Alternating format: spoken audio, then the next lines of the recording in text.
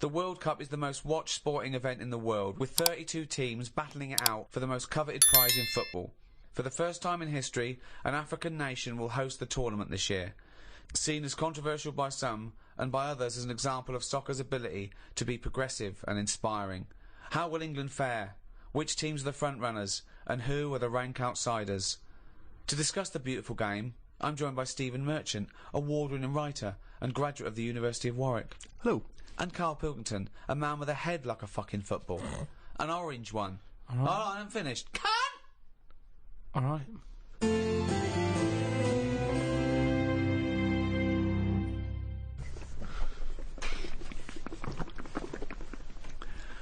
What are you doing? I'm trying to calm my gums down. We don't do it with water. What do you do it with? You're trying to calm your gums down? You do it with meditation and hard drugs.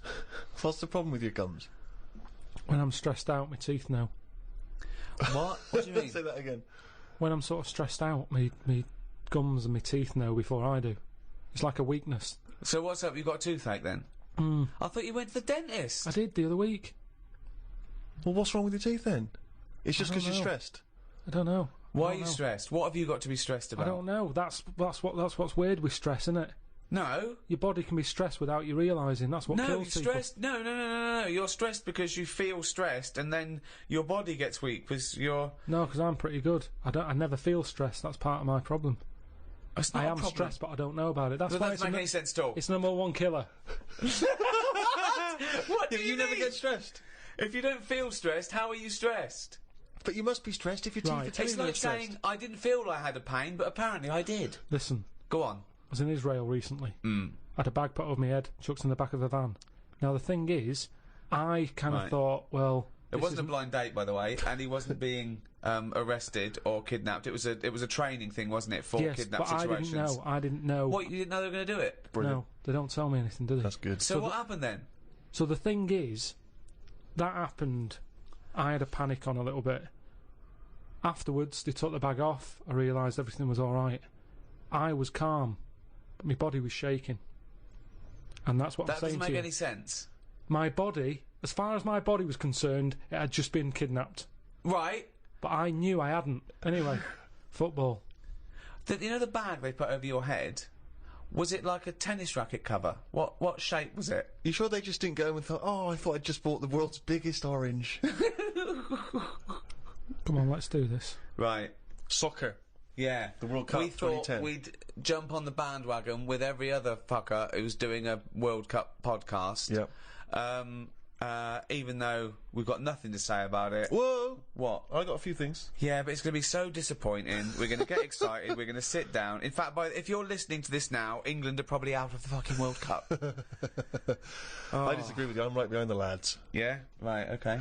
But do you remember? Because I've watched the World Cup a few times with Ricky in different projects we've been doing in the past. We've been in Yeah. different situations. Do you remember when? I think the last time we qualified, we were doing a project, and we were watching it together in a hotel room. We're watching extras, right? And We're making extras. Making watching extras, yeah. And we watched it. We said, "Oh, I'll go into my room." I went to Steve's room, but of course, in the hotel room, it was just like a big bed. So we sat on the bed together, and we thought that was a bit intense. So I put a line of pillows down. But I don't understand what.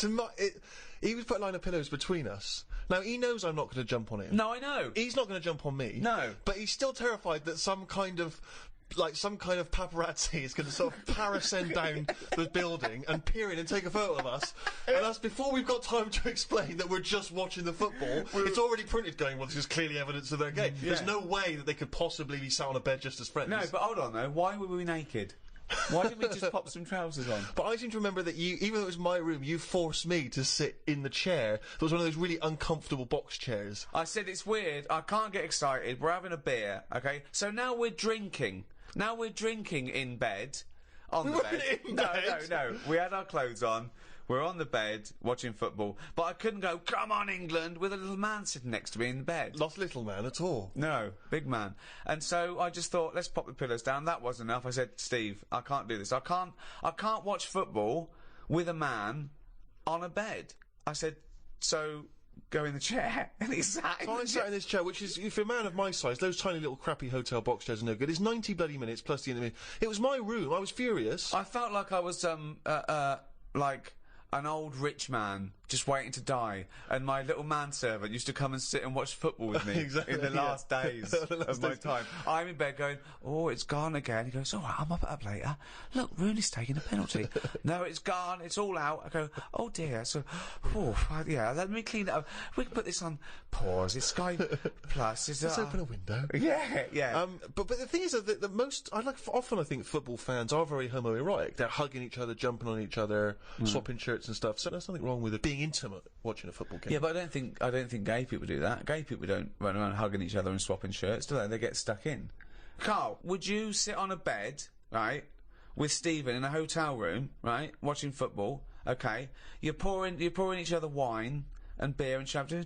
Well, no, there wasn't that music playing. There was the roar of the crowd and John Motson doing commentary. It wasn't. It's not a sexy sound at all. What do you think, Carl? Someone said, "Oh, come to my room. We're watching football." You got there and he went. Well, who was on the bed That's not what first? happened. Who was on the bed first? Well, he probably got up to answer the door. So I don't know. I came in. I thought, well, there's only a bed here. We sat down. We thought, yeah. No, but it wasn't. It was a chair there. So Well, yeah, but you know full well that if you're in a room with Ricky, he's the one who's going to leap straight on the bed and demand that you. I just took the chair. Well, why would you be concerned with lying on a bed next to me? What's up with that? It's a bit weird, isn't it? Why is it weird? I don't understand this. Because I've changed my tune. it's a bit weird lying on a bed with a mate just watching football. Yeah, you don't do that when you go around a house, do you? Yeah, but it's because you have a sofa and things. We didn't have that in the room. Yeah, but when you visit someone in hospital, you don't say, move over. You don't pop yourself down next to him, you sit on the chair next No, to him. because you're not there in a relaxed situation for 90 minutes enjoying a game of sport. It's just a more formal environment. Because you're quite a sport fan, aren't you, Carl? Yeah, but not in. I don't like getting into things too much because it can only be disappointing. I've never seen him get into anything, to be quite honest. No, I am a football fan, but I've got it now to a point where if they lose, it only bothers me for about half an hour. Yeah. And then I move on. Because the thing is, I'm not in control of it. There's nothing I can do to alter that team. If I could go in and say, listen, you're lazy, you get your finger out, you move up front a bit, it's different. But it's totally... It's like getting annoyed with nature. There's nothing you can do. So let it happen, watch it if you want, but don't get annoyed about it, because it's totally out of your hands. Interesting that Carl's team tactics also sounds like he could be directing a gay porn.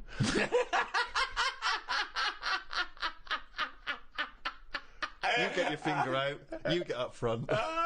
You're lazy. Oh, that's amazing. What do you think of these people, though? I love it that everyone's an expert. Everyone's a pundit. You see these fat people in pubs going, well, he's lost a few yards up front. Yeah, you fucking score a goal then, fatty.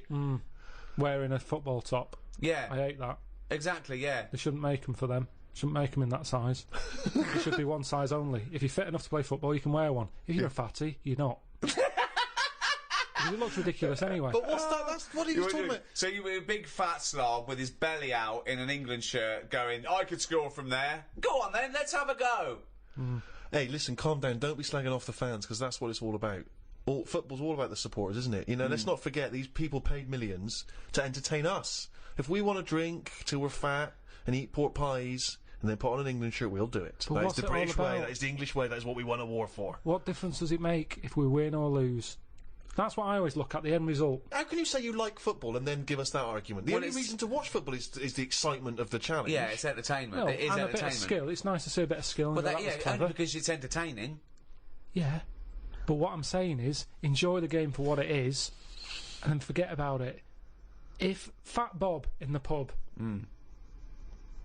he's got his football top on, he gets all annoyed when England, lose. Yeah. What difference does it make? What difference does it make if they lose there or lose in the final?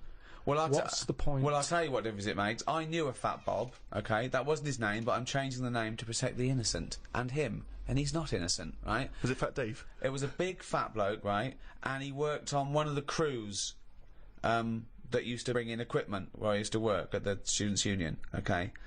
And he was massive, right? And I think it was 1990 or 1992, the Euro, right, when England got knocked out, and he went mental. And he was so angry, he went out and he wanted retribution, okay? Luckily, there were no German people around, but the closest he could find was a sausage van. Some poor bloke who delivered sausages, and he turned it over. He got the van and he turned it over, because it was selling sausages, so he thought, that's German enough. No, well, if he's fat, he's probably just annoyed that it wasn't open.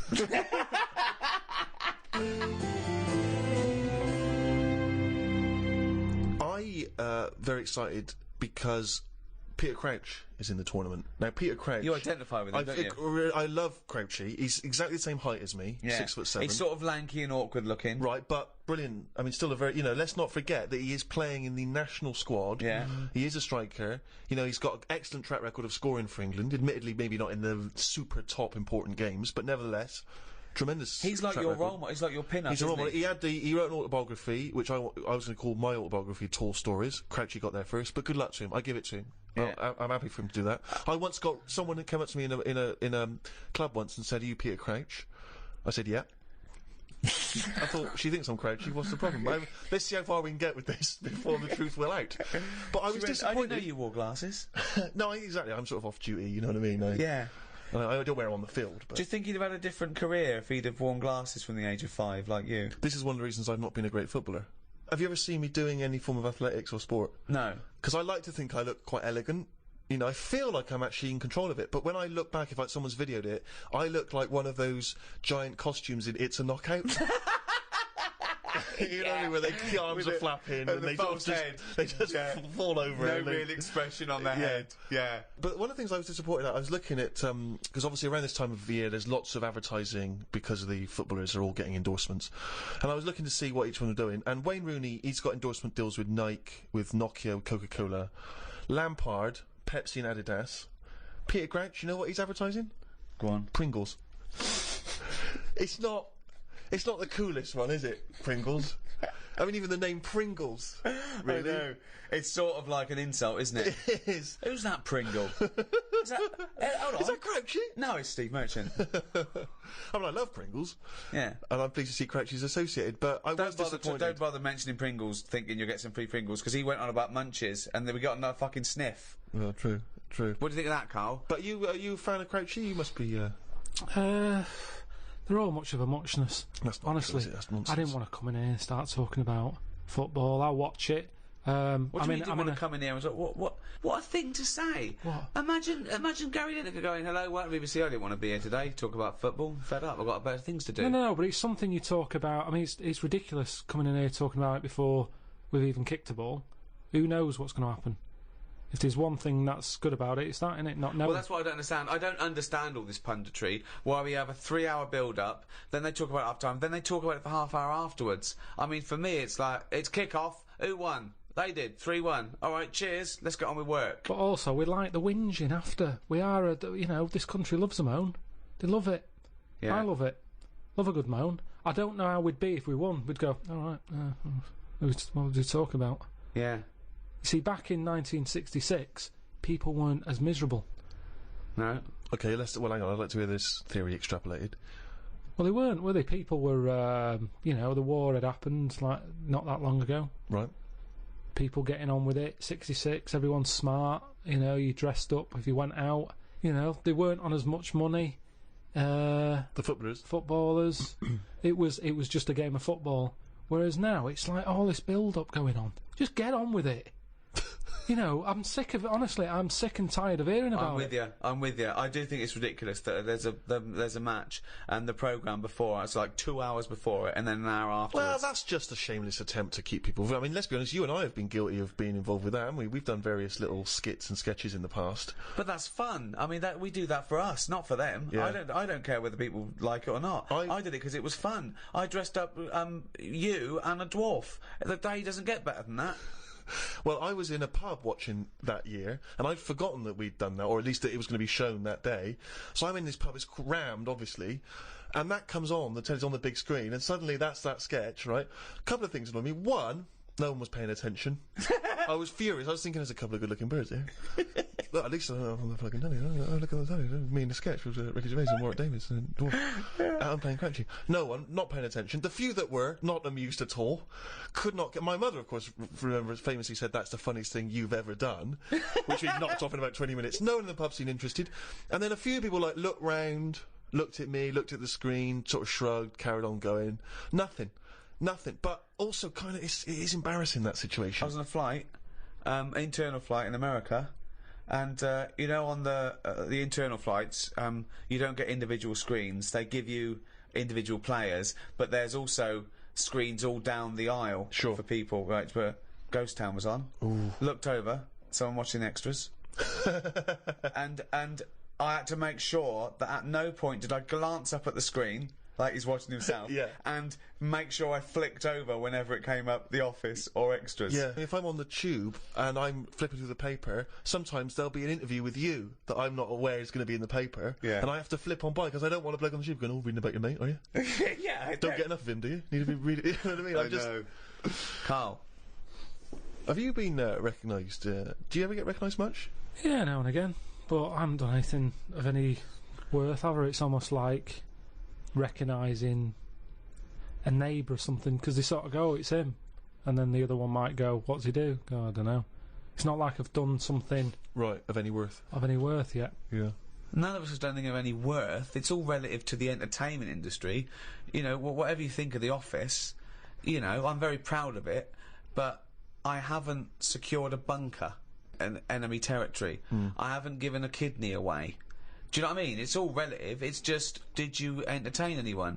Did you, you know, bring a smile to someone's face? Was it a laugh? I think you're forgetting all those emails I pass on to you for those people that have had traumas in their lives. You know, the earthquake victim. There's people that have lost relatives or had, you know, terrible life-threatening diseases, and they say the podcast got them through. Doesn't that warm the cockles of your heart? Well, normally it's gone straight to you, hasn't it? And you just forward me on, so it's almost like spam to me. It doesn't feel as special because it's like, here you go, look at this, you know. Unbelievable.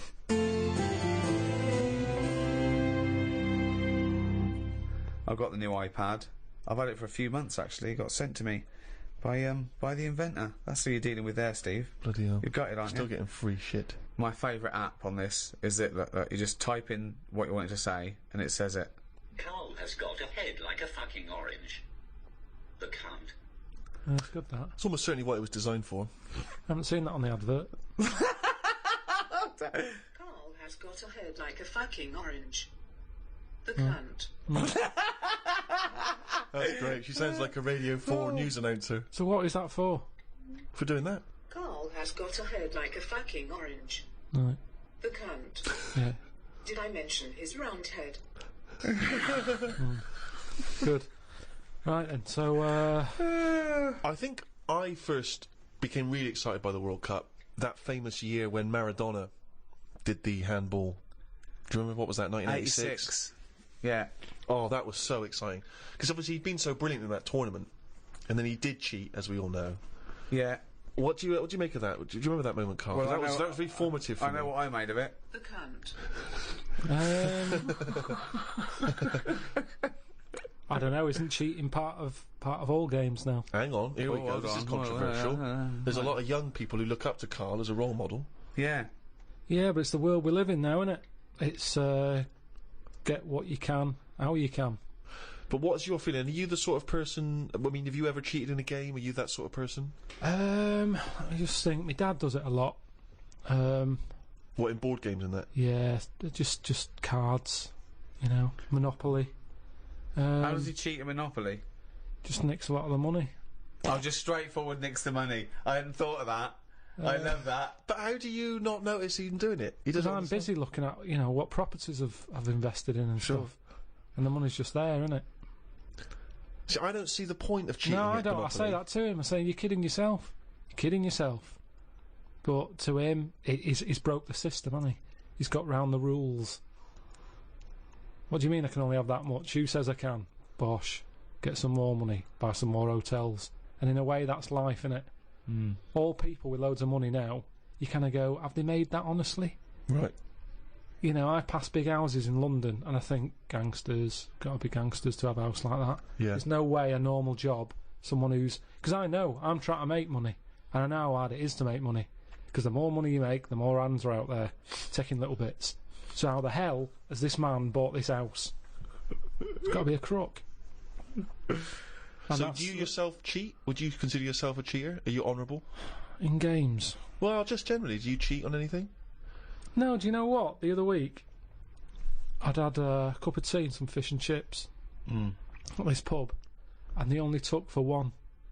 And I went back the next day and said, "Oh, you didn't charge me for my fish and chips." What a fucking moron. I paid. No, I didn't tell her about the tea, though. Got a free tea. The free tea, yeah. I just thought, well, you know, it's pretty good that I've gone back to pay for that. How much is a tea bag? The water's free. Yeah. I'll have that for free. So that, again, that's just me. It's like the Mars bar and the paper round. It's me going, well, I've been good. The fish would have cost money. Potatoes are pretty cheap, but I'll pay for it. But for my goodness, is a little gift. Have a free cup of tea. But who's given you the right to make that decision? That's me, that's me. I'm deciding there. Right. I'm in charge. I didn't have to go in there. I didn't have to go back and pay. But I went back and paid. Tell you what, Carl, treat yourself. How's that? Have the cup of tea. All right, I will do. There's the fish and chips. Absolute bollocks. If she was good at her job, she'd have remembered. I thought she would have done. In a way, it annoyed me that she didn't go, "Oh yeah, so you did. Well done. Thank you very much for coming back." Right. She just was like, "Did you?" Not she enough looked at me. gratitude. I know She what you looked mean. like she looked at me like we didn't even know. Yeah. I was worrying about a staff member Getting sort fired of or getting something. done Yeah. or having to pay for it. I know where you're coming at there. One of my first disappointments with football, I was 10 years old, okay, and one of the teachers was in charge of the football team, my junior school, and I went down to Tatty's. It was a shop in Reading with my mum.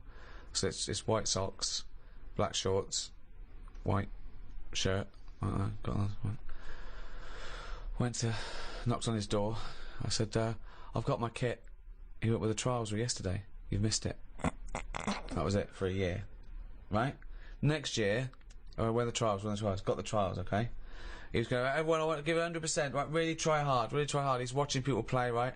I made sure that every time I ran by him, I was out of breath. Really trying. Every time I ran by him, he sort of looked at me, I think, yeah, right. Came to it, he said, "The team is this, I'm left out," right? He went past me, and he went, "You've clearly got asthma." So you didn't make that team either? Yeah, and I didn't, and I vowed that day never try hard at anything. Yeah, well, you've certainly kept that up. Yeah. What's your thoughts on that, Carl? Do you play sport at school? A little bit, but it was never taken seriously at school anyway. It was, I think the PE teacher was a geography teacher as well. So it's like, you know, what does he know?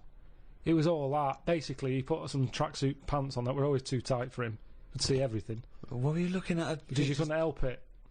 It was in the days when clothing was tight as it is, and then it was like lycra tracky bottoms. Oh, right. And everyone used to say, "Look at the state of that." But Like he's stealing sausages from it was ridiculous. Ridiculous.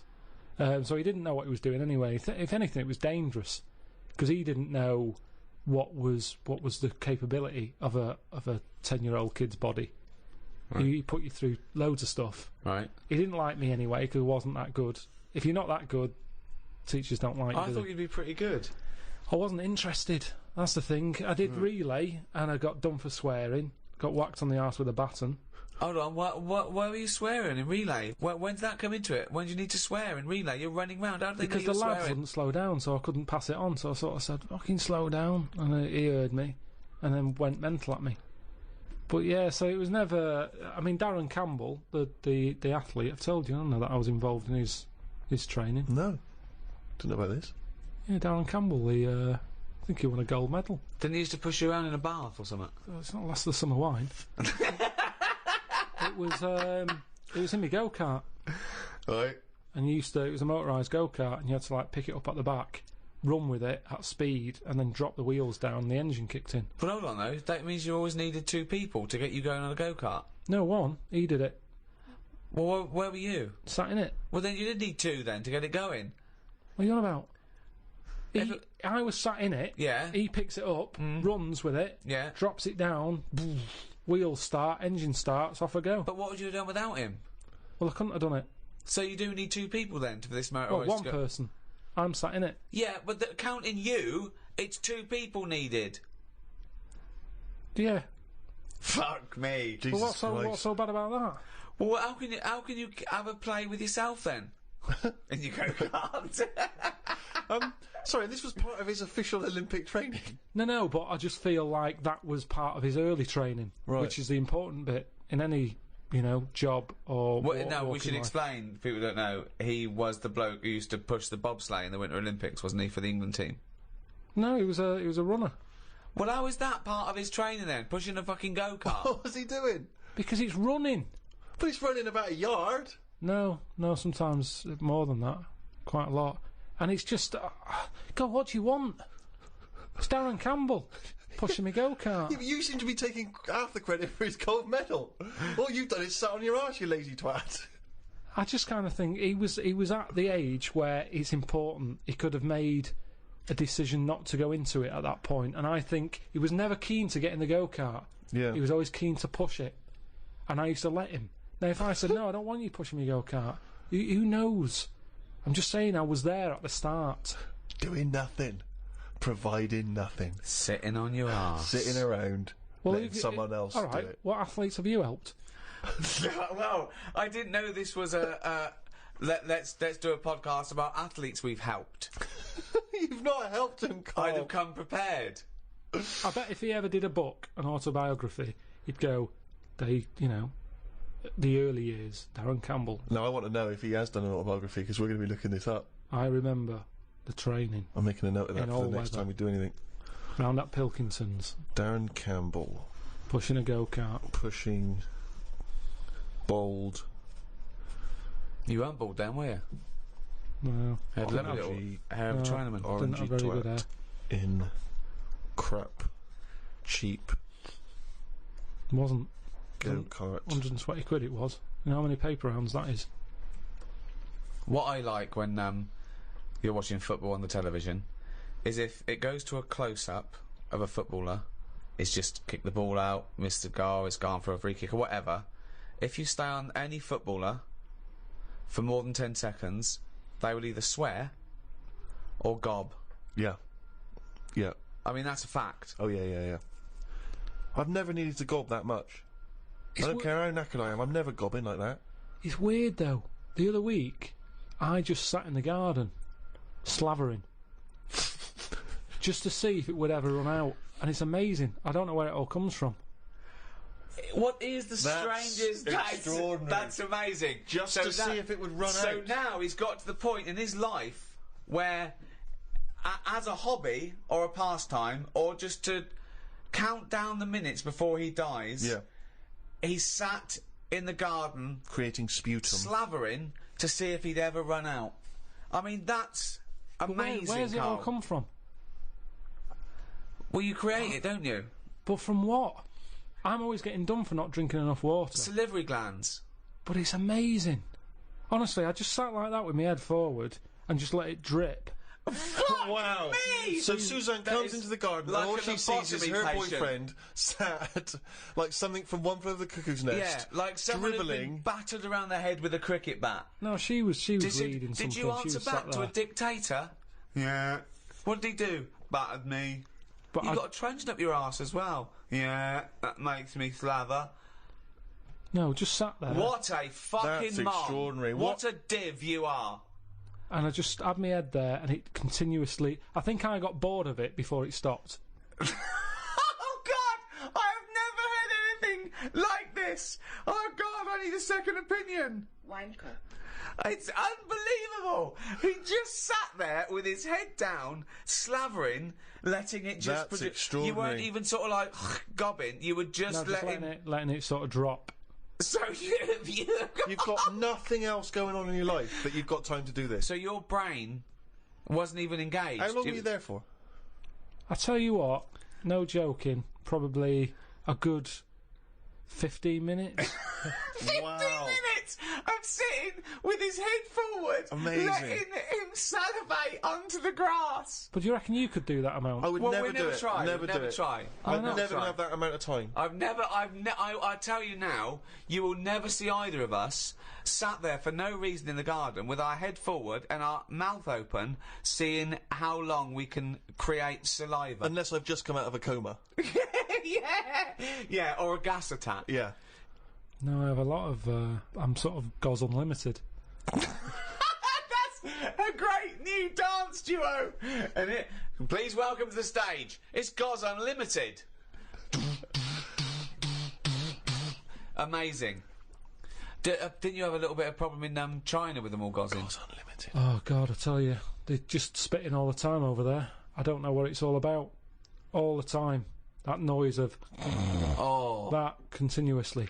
Everywhere you look. That good sort of footballer ball of gob that they spit and it kind of flies a couple of... I can't do it. I've tried. I can never do it. Yeah. If I try and spit, it just dribbles down my shirt. I don't That's know why amazing. I can't do it. That's amazing. I've tried in the past because it used to be cool. I remember when I was a kid, you'd hang around outside the spa. What you've got to do is you've got to sit in a chair in the garden, just put your head Like a forward practice, and yeah. open your mouth and just let the all comes out. And you'll probably get bored after about 15 minutes if you're a fucking moron.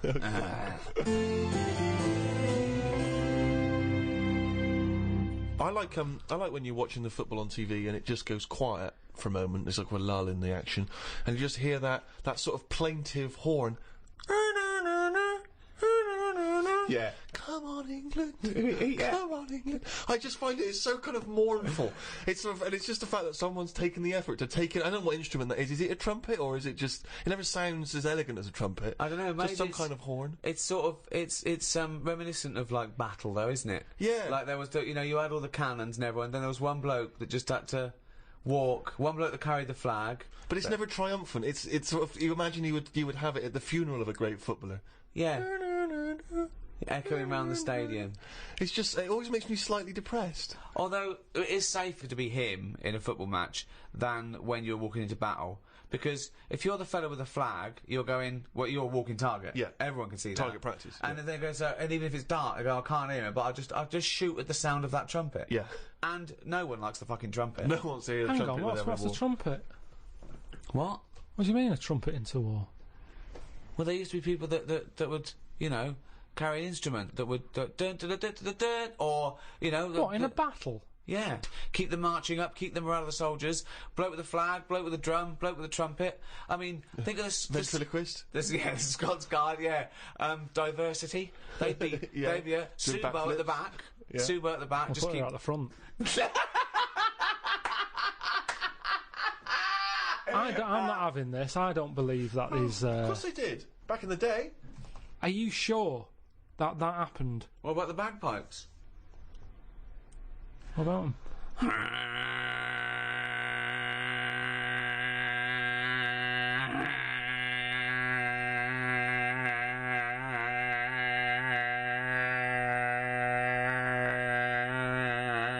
We better start going because I'm running out of breath. It's a good job this podcast is free, because if you just paid for that. It's not a good sound anyway. If anything, it might annoy you, and then you're more angry, and then you go mental with a gun. Well done, yeah. I think that's what it's more about, isn't it? Because there's certain instruments that aren't appropriate for a war, like maracas. Maracas, yeah. You know what I mean? Too They're happy. it's just a bit too carnival. Grand isn't it? piano. Oh, one of That those wouldn't be sort appropriate of at all. No. that thing, that sort of the little Yeah. penny whistle or whatever they When call someone gets shot up the arse, that is when the major goes, oh, okay, well, oh, bloody hell. Scott. Yeah. Yeah, no, definitely. it. Yeah, Cymbals are a good sound for a war. Good. You want cymbals, don't Crashing you? cymbals, timpanis, Very good, exciting. cymbals, timpanis. so at what But point? one of those keyboard guitars. Yeah, that's Not as cool. when the- Funky, but yeah. not as cool. Oh, the batteries are falling out. You don't need a wah-wah pedal in a war. No. So why has that stopped then? No, they still have military bands, don't they? Yeah, but that's what I'm saying. That's more More like pomp a and circumstance, Sunday sort of bandstand. Let's play We Will Rock You. Yeah. And, Yeah, you but know, the thing about modern technology is, helicopters and tanks is going to get drowned out, isn't it? Years ago. Yeah, nowadays they send in a sort of really good sort of mega mix DJ. Yeah, Joe Bunny. Yeah, exactly. Westwood's up there, going giving it. He's doing like scratching and Come on, the place is mad deep with Taliban. yeah.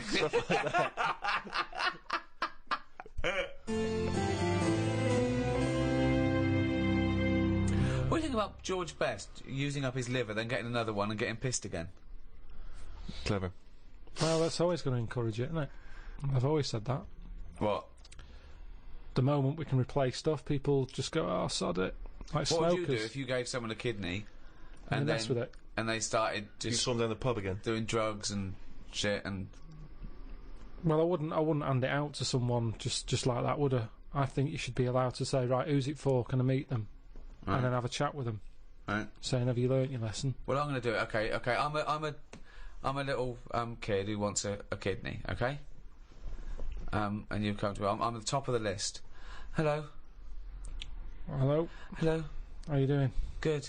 Are you going to give me one of your kidneys so I can live? I don't know. Well, I'm at the top of the list. So why's your head so round? Right, so definitely not.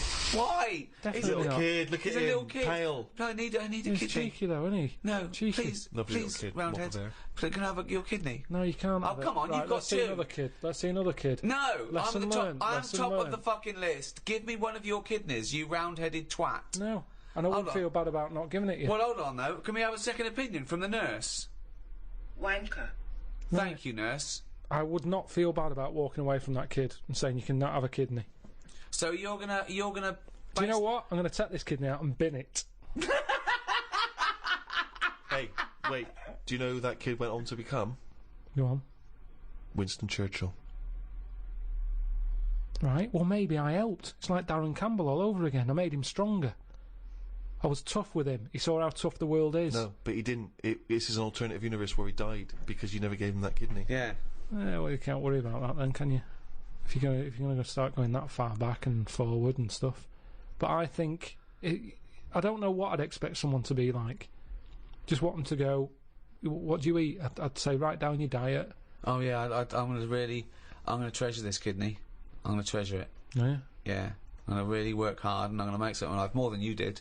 So I'll. So your kidney's going to be a lot better off for me than you lazy tosser. I'll tell you that. If you want achievement, then I'm going to go to school. I'm going to do really well. Unlike you thick little round-headed shit. So the quicker you get the fucking kidney out of your useless body and into mine, we'll all be happy, won't we? Okay. Well, I'll go away and think about it for a month. Well, no. There you go. Don't have to get nasty. Sick of it. I'm always helping people out.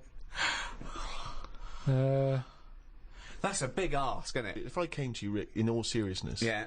and you could give me a kidney, would you give me a kidney? What if I end up needing it? Well, yeah, but that's the point, isn't it? That you're doing something. Cause Can at I that have it moment- back? Can I have it back if I need No. it? What? No, because I need it. Mine are failing. I need at least Yes. one. I need at least one. Yeah, you need one. Okay. Yeah. Right. Okay. This is on loan because if my other one goes, I want that back because then I'll be on one. Well, no, yeah, but then we're both on one. No. Right. You've got yours. Yours are fucked. So Yeah. you might as well be on none. I've got two. Okay. I will give you one. Yeah. Right. With the express understanding that if my remaining one packs up, I want that one back. It's on loan. If we both live out our life, then so be it. But if this other one goes and they say, well, you need another kidney, I go, right, I know where I've kept one for the last 10 years. So It's in you're Steve. going to come to me, right? You've gone knock knock. I've opened the door. My beautiful supermodel wife is there. She's going, oh, his kidneys are brilliant now. Yeah, I'm loving it. It's great. He never stops having the sex. Yeah. She's making us iced teas. Right. You know, she says, "Come in, Rick. Yeah. Sit down." So good. She says, "I love you. Thank you so much." That's right, don't This worry about lovely man. I know you've not got long to live because you're old Yeah. and fat. Yeah. You've had a good innings. Well, you've had a good 10 years, though, haven't you, with this kidney? And that was But I'll I tell you what, love this man. You can return the and he's favour. so young, and we've Give got me back my fucking kidney. we've got two beautiful children. Right, I tell you what. Give me my kidney back and have one of theirs. Two beautiful kids whose Yeah, small there little you go, kidneys. there's- Small little kidneys are no There's good four yet. to choose from. They're growing you. They're Small growing you. little It's like when you kidneys. put a little plant in a big pot. They grow. They're catch up. The kidneys are growing to you. So I'll have my kidneys small. back, and you've got four to choose from there. Well, take one of each, and you'll have two little kidneys to make one big kidney. Johnson, can you have this man removed from my house? Would you give anyone a kidney, Carl? Suzanne. I'm sure he would give Suzanne a Tricky, kidney. it's tricky. Well, obviously you'd give Suzanne a kidney, wouldn't you? Yeah. Well, would you, or are you just saying that? Suppose I would. I don't really like the idea of it. So, if what are you saying to Suzanne right now if she's listening to this podcast? Carl, good luck. bit of good luck. You know I need a kidney, and it's got quite rare. Well, we've got the same sort of blood group and everything, so, yeah, you got 2, I got none. Bibbidi-bob, 1 each. Let's have a good life. Yeah? Don't know. Yeah, you'll have to have it. Which one are you thinking of going for? Because I think the right one's a bit dodgy because they had the kidney stones. Well, you keep that. Do you want that one? I'll have the left one. No, I'll tell you what, you have that one, because when I was in all the pain, you were going, it can't be that bad. So you have it. It's in good working order. They've looked at it. Yeah. But it is prone to stones. That he's using this to get back at her. Saying it can't be that bad. It's like poetic justice. He can give her the kidney she didn't believe was that painful. So let her have that. And I don't know, what's life like with one kidney? So you've got to be change more much? careful. You've got for specific diets.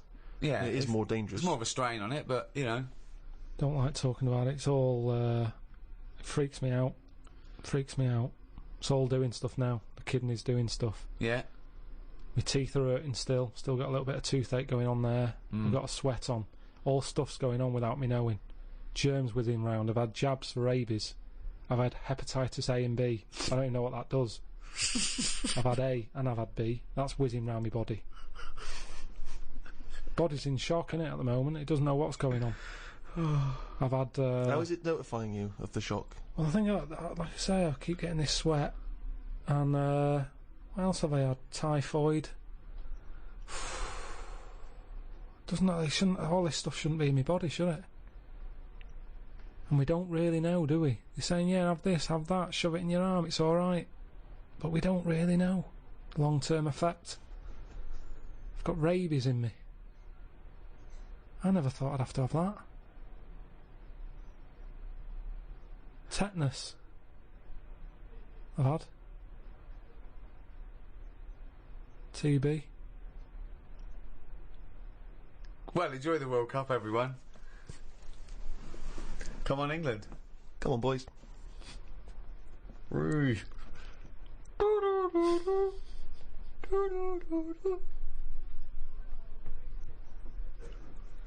Had, I think I've had them all.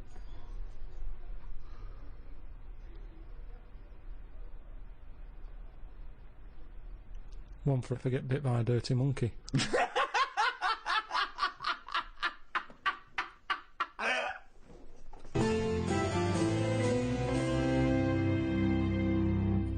Well, that's about it for the Ricky Gervais Guide to the World Cup. It was very informative and interesting chat there.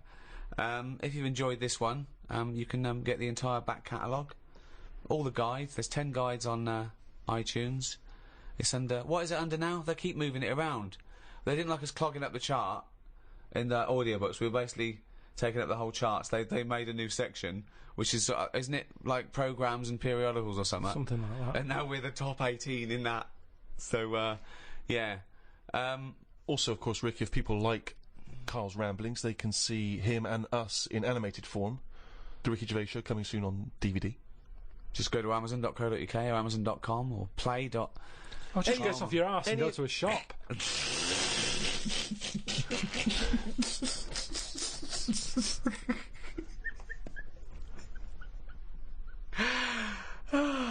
Good luck, England. And thank you so much to Positive Internet. Those guys allow us to do these free podcasts. Someone's got to pay for these, and those guys do, and do a great job. So enjoy the free ones, but buy the ones for a couple of quid as well, please. Karl wants another house. Wanker.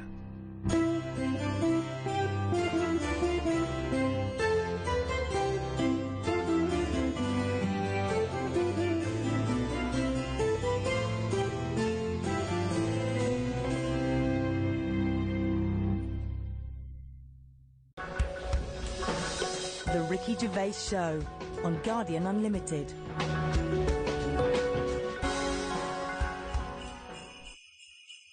Hello, and welcome to our Christmas podcast with me, Ricky Gervais, Stephen Merchant. Hello.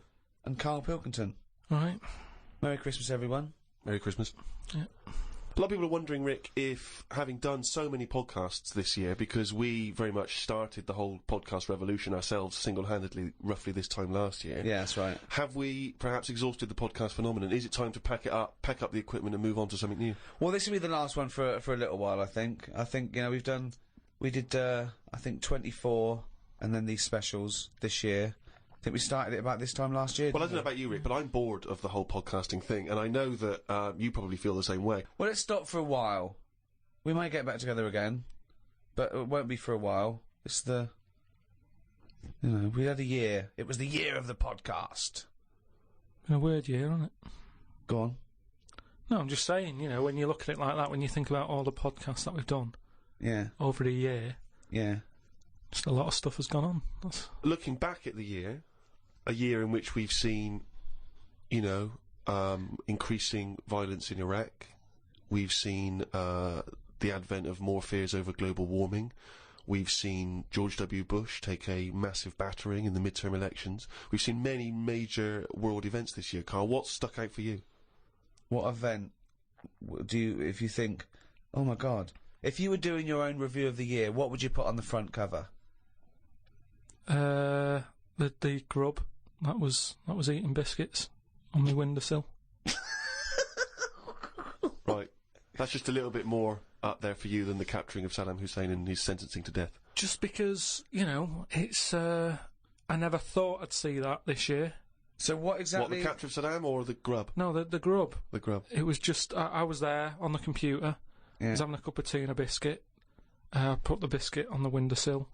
I sort of picked it up. Why would you do that? Why would you put a biscuit on a windowsill? Because I'm sat next to the windowsill. It's like something from a cartoon. I put the pie on the windowsill to cool down. Yeah.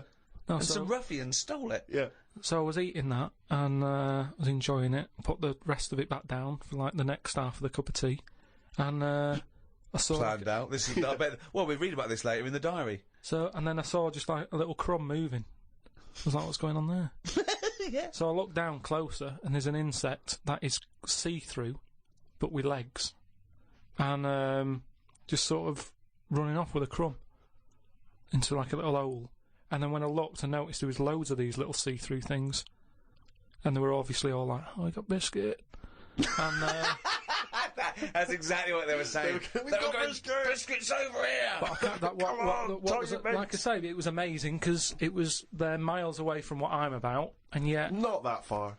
But they still like a bit of biscuit, and it was just weird that happened. I never thought that would happen in 2006, and that's you never thought that would happen in 2006. That's what's nice, isn't it? That's what's nice about the nature of the world. We can invent iPods, we can bring out better vacuum cleaners, but at the end of the day, you can't make nature up.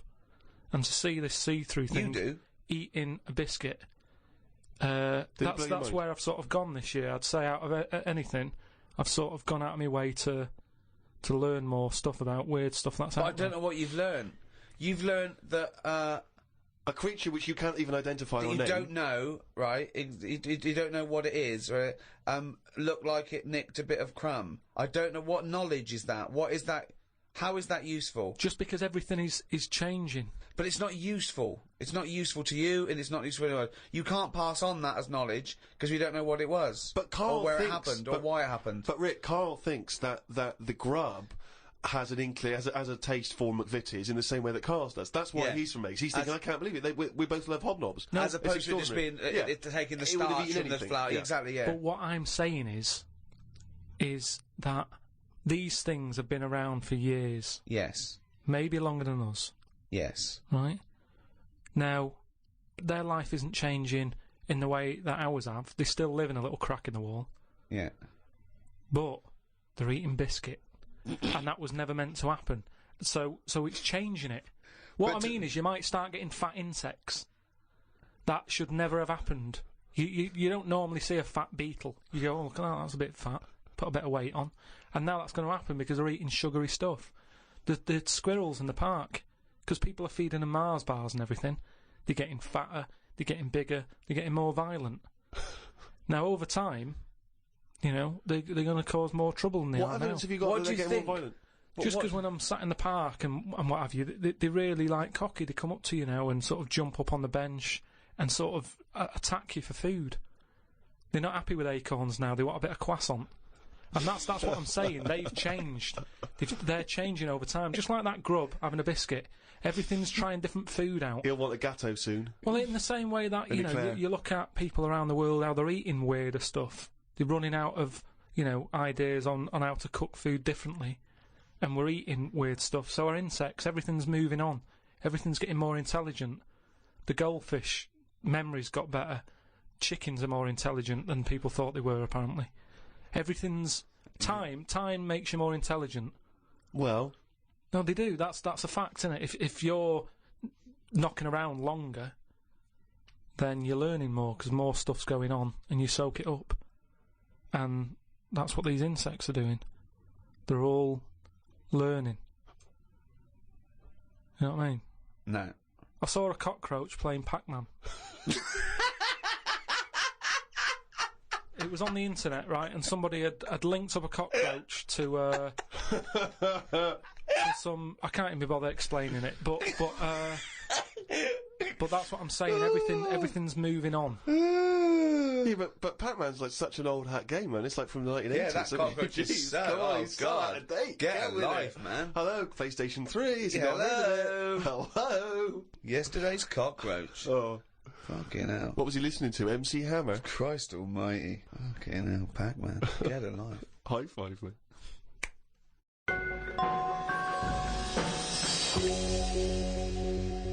I was in the supermarket recently, just walking past the condoms on the way to the pornography, and I thought, it's worth perhaps, getting a stocking, You get a stocking? No, getting some condoms. What, to put over your head? You're not still doing that, are you? No. No, I thought it was worth getting some condoms in, it's this Christmas party season, and you never know when you're going to run out of balloons. and I was weird because the condoms in the supermarket are contained in a kind of cage, in a plastic cage, so it makes it all the more embarrassing buying them. Because I took them off the thing and I was trying to open it, sort of, because I thought that they would you had to open it. Try it on. Exactly. Okay, this, in case it doesn't fit, bring it back. Yeah, bring it back. Yeah. And I was do you do alterations? Yeah, we do. Yes, £5. And so I'm trying to open this thing, and this guy who works there, sort of with his middle-aged guy who works there, goes, you have to take that to the checkout. So you can't open that yourself. And I was just, because I don't know, I still find it very embarrassing, dealing with any of that sort of, prophylactics and things. The novelty of that is still very embarrassing to me. And so I just left it. I thought, forget it, I'm not gonna take these to the counter, because you never know. It's like if you get served by a woman, it's still a bit embarrassing, particularly if that's all you're buying. Because she knows what you're up to. You're going to fill them up with water and throw them at students. And anyway, the reason I mention this is because it reminded me of the conversation we've all enjoyed in the past, Rick, about when Karl bought for his girlfriend for Christmas. Was it a 2-pack? A 2-pack of what was it? Condoms? Wasn't it about buy one get one free? Yeah. It was a bumper family pack, wasn't it? Not a family, obviously. That'd be weird. Yeah, a family pack of condoms. One for the kids. Enjoy yourselves. So that was a couple of years ago, Karl, the famous condom gate. Have you bucked your ideas up since then? Not really. They were the early days. Do you mean the early days? You'd been going out with her for about 8 years, hadn't you? Yeah, but I just think that as time goes on, you don't sort of buy each other as many presents. Sorry, that was a bumper year, was it? That was a hell of a. She went. Oh, I remember when you used to buy me stuff like condoms. It's gone downhill since then. Well, no, she didn't know she was getting them. What I mean is, there's less. Of course, surprises. she didn't. That's what I mean, though. It was sort of interesting to when I gave them her and said, "There you go, open them." She was not expecting that. And as time goes on... No, she was probably expecting a piece of jewellery or a holiday in Paris. It's more difficult, is what I mean, to surprise someone, innit, over time. No. But the surprise thing is meant to always be a good surprise. Yeah, but don't... If you always get something good... It's like the 3 wise men. What did they get the second year for little baby Jesus? you know what I mean? Once he's had that gold, it's like, oh, I've sort of made it hard work for myself there. I've got to get him something better than that now. So it's best to give him the myrrh. And next year, get in the gold. Step it up a bit or whatever. But don't you understand? Because I don't want to criticise you because you're a lovely man, but having read the diary and read much of this diary, one of the things I notice is the complete lack of romanticism. The number of times Susanna says, book us a lovely meal out, take me out tonight, and you always write like it's a massive chore, like it's a headache for you. Oh no, I've got to spend a romantic night out with my girlfriend. Because it's the same reason I don't like Christmas and stuff, is the expectations. I prefer it, if I want to take Suzanne out, I prefer to meet her at the bus stop, and she comes back from work and go, you want to go out? But you don't do that. No, I do now and again, but it's that thing of, oh, we'll go out tonight, I want to leave it to you, book a place, da-da-da. It builds it up too much and it can never live up to it. It's like how, you know how, like, people make a big thing out of, you know, having it away for the first time, and they go, oh, I'm going to do that tonight. Not the way to do anything. You won't get anything done by planning. That's a quote! That's an amazing quote! That'll be up there with Newton and Churchill. You don't get anything done by planning. No, but like that's amazing. Like I've said But you can't just spring it on someone. You have to at least ask her, you up for it tonight? Just see how it goes. That's what I'm saying about Christmas. I might not be in the mood for it on December 25th, for Christmas, having turkey and everything.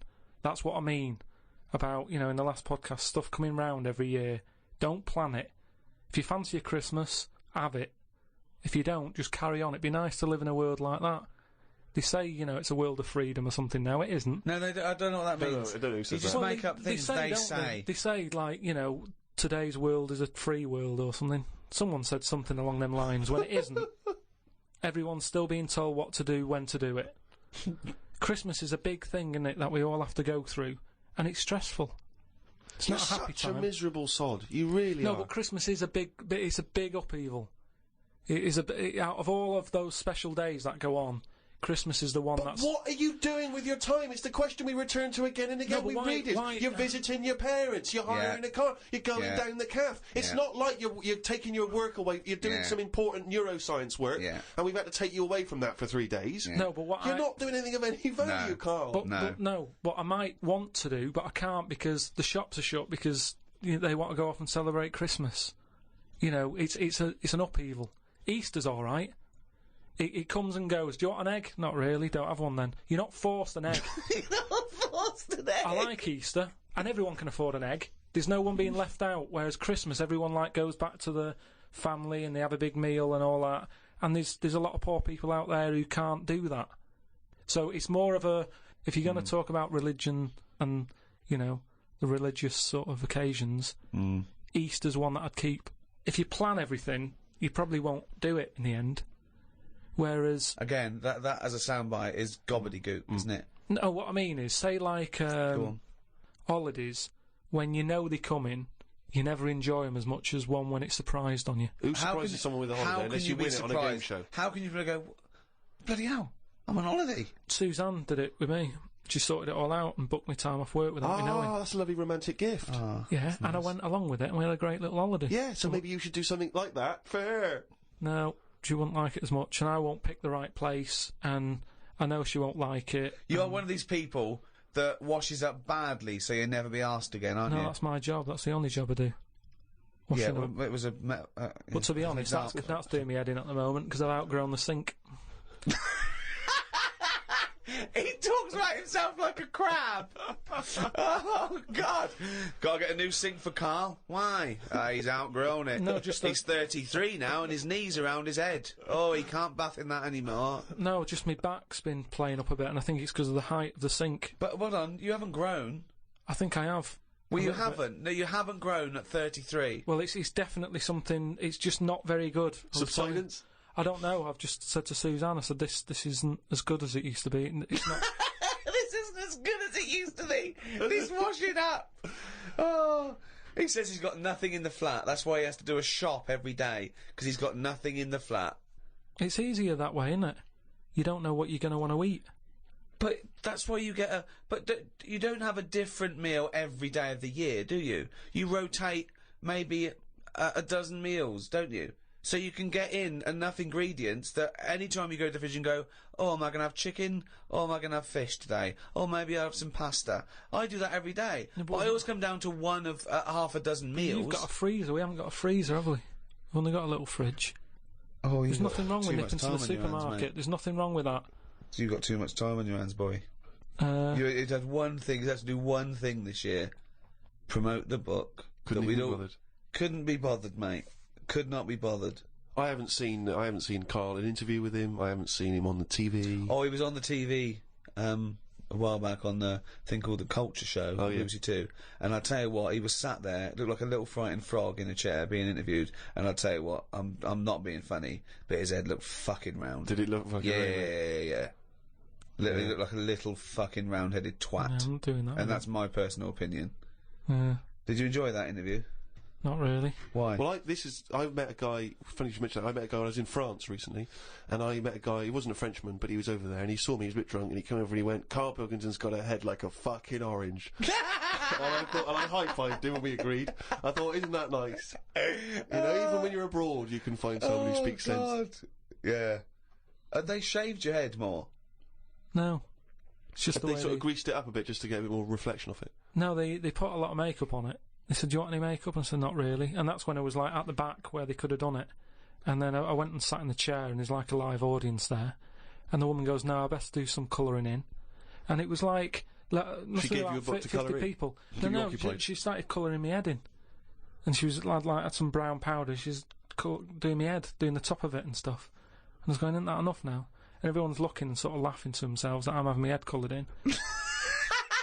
Sure, she was doodling on the top. She took longer than anyone else who she was doing. I watched like other people who were on. Well, she's got more flesh to do.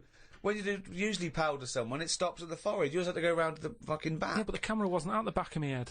She was just kept going. No, and but going. the shine for the cameras that would get in people's eyes. They've got to be careful. Health and safety. The light will bounce off into the eyes of the audience. Blind them. Yeah, well, I wasn't happy with that anyway. So I'm not doing it again. How do you cope with this newfound interest in you as a person? I've got an idea, Steve, by the way. You know, for me, I want Karl to be famous so it gets him hassle in the street. Yeah. That's what I'm hoping. Sure. When they see him in the street with his little fucking round-headed face like a fucking orange. Yeah. Right? I'm going to do a tour next year, okay, called Fame, okay? And everywhere I play... If I hopefully play to millions of people in, I might even go to America, but I'll make sure the theatres I play, or there's a picture of Karl on the seat, right, that they can put in their window. So next year, I want a picture of Karl. Or what they're arse with. Or whatever. But if you can make this yourself, put Karl everywhere. So, have you seen this bald-headed twat? Please make up the posters. Just send emails to friends. Absolutely. I want to see pictures. If you own a shop, but a big picture of him. If you just, even if you're, your own home, your own flat, get it everywhere. Have you seen this bald-headed twat? This is Karl Pilkington. He's got a head like a fucking orange. Get it everywhere. I want to see the world papered with Karl's round head. Happy New Year.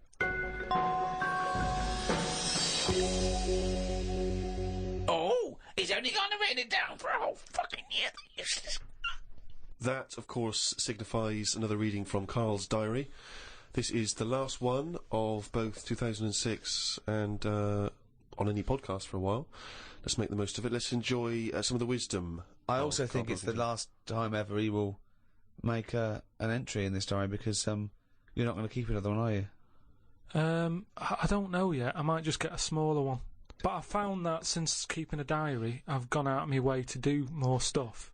Well, you say that, but... Well, let's find out. Let's find out if that's true. No, I have. I read a bit in the news about people being injured while trying to cut open avocados. It's a food that ain't worth injuring yourself for. If it's a hassle to get into, leave it to the experts. I have never bought one. I have also avoided coconuts and pineapples. The amount of hassle to get into these things outweighs the joys they give. Yeah. It's the same reason I never bought a pair of Dr. Martin boots. Too much hassle when it's time to take them off. Yeah, a lot of my mates used to wear them in, like, the 80s. You know, you can't just kick them off, can you? It's a big upheaval. You've got to unlace them, you mean? Yeah, I mean, since I found shoes with Velcro on them, brilliant. Just the way I don't understand why laces. Is it because you can't tie your laces? No, I can do it, but it's wasted time. You're so lazy. Wasted time. That gives him more time to sit around and look at insects, How long eating does it take to biscuits. take off a pair of boots? Well, it's 14 ridiculous. seconds? He can't fit his days as it is. No, but I don't understand how some inventions sort of catch on and other things don't. But this is what I mean. He's got too much time on his hands. Sitting around at home thinking, why are we not using Velcro more? But there's Why one are we Velcro manufacturer going, yes, at last, he said what needed to be said. Why don't you get it sponsored? Because you could wear a Velcro toupee. Because that would be great if we could do that. If someone could invent a little hairpiece for Karl, Velcro's the little bit of fluff he's got on the top of his head, his shiny orange-like head. Pop a little Velcro toupee on. I would love that. I would love to get him wearing a wig. But why necessarily reduce it to a toupee? Why not some kind of carrying device? You know, he could carry goods and things around in there, sandwiches. Yeah, he doesn't look like carrying a bag. Well, what about that? A little thing you carried around, a little Velcro thing you carried a pot on your head for your sort of like keys and trinkets and money and that.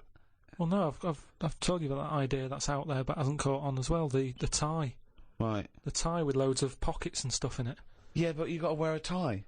Yeah, but that'd be quite nice, wouldn't it? I've never wore a tie because I always think, what's the point? It's just hanging there in the way. Can you imagine this image of Karl walking around in his big Velcro shoes, a tie with an apple stuffed in it, car keys, iPod? No, but don't you think it's a good idea? Would you wear it with a shirt and collar or just a t-shirt? No, wear it with a shirt. That's what I'm saying. It's an invention that will smarten up the world. Now, a tie, what does a tie do exactly? Yeah. What does it do? Nothing. Right. So I'm saying make it do something. But I'm saying don't wear it at all. Pop your keys in the trouser pocket. No, Or because take a bag. because the world is getting more and more scruffier, isn't it? When you look I back, don't know what that means. I don't know what that means. when you look back at like Victorian times and everything, everyone wore a hat. Right? They wore a tie. They wore a suit, and it was a nicer looking place to look at. When you see it on pictures, you go, "What a smart world that is." Well, you can't see cholera and things on pictures, but sure. No. No, but I'm just saying it's better to try and cover it up with a bit of, Cloth. yeah. Yeah. The world looked nicer with more cloth. Whereas now everyone's rowing about scruffily. So what I'm saying is, if we make the tie more useful and give it a purpose, it might come back and the world will look tidier. But a tie, its purpose is to look smart, really. Well, originally it was because we didn't have buttons, so it kept the collar up at the front. That was the invention. It was a useful invention, the tie. Yeah, that's it was right. called a tie. It tied together, okay? Yeah. So then, when we had buttons, that we didn't really need the tie, but it was a symbol of smartness, like saying, I've made an effort, okay? But now, that would go away. So now, you wouldn't look smart with a tie. They go, oh look, it's like a bag round his head with his apples and oranges and his keys and his sticks he's making a nest out of.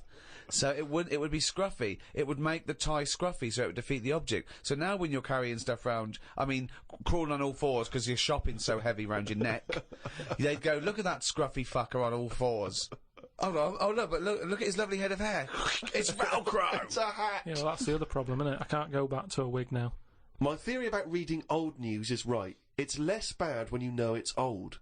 It was a story about a weatherman who was fired yesterday for having a nude picture of himself on the internet. But that happened 2 days ago.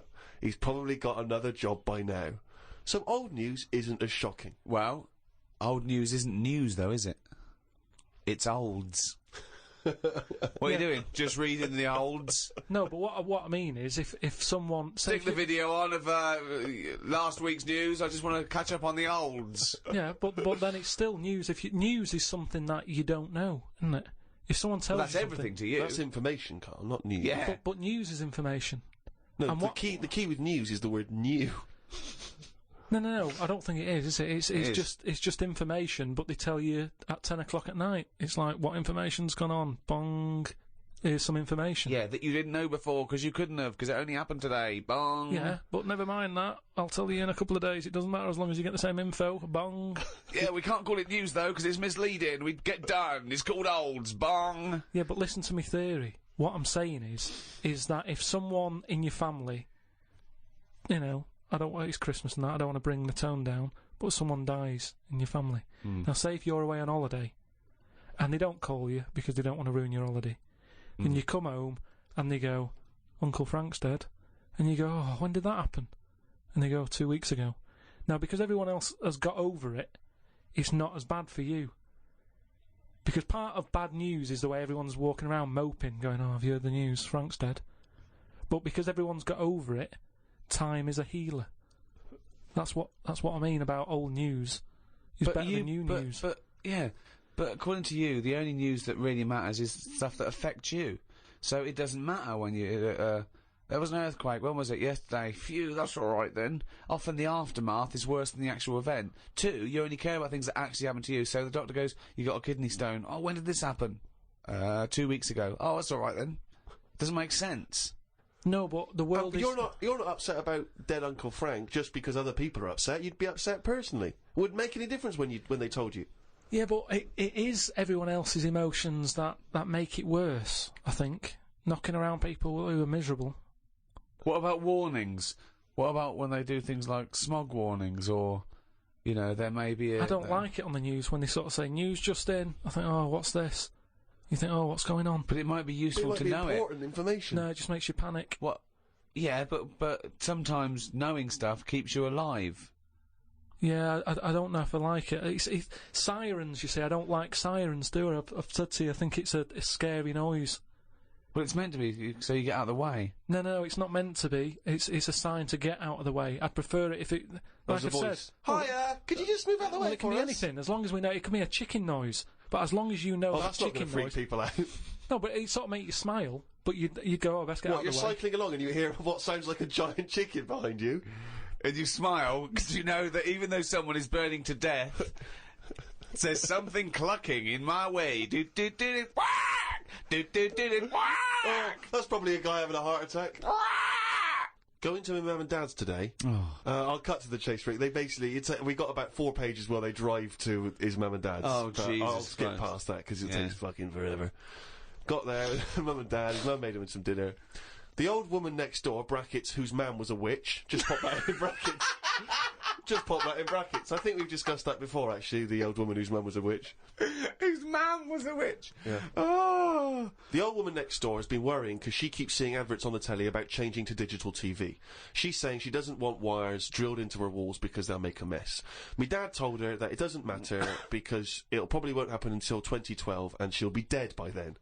He didn't say that to her, though, did No, he did. They've got, you know, she's old. She knows she's going to die. I mean, it's something we've all got in common.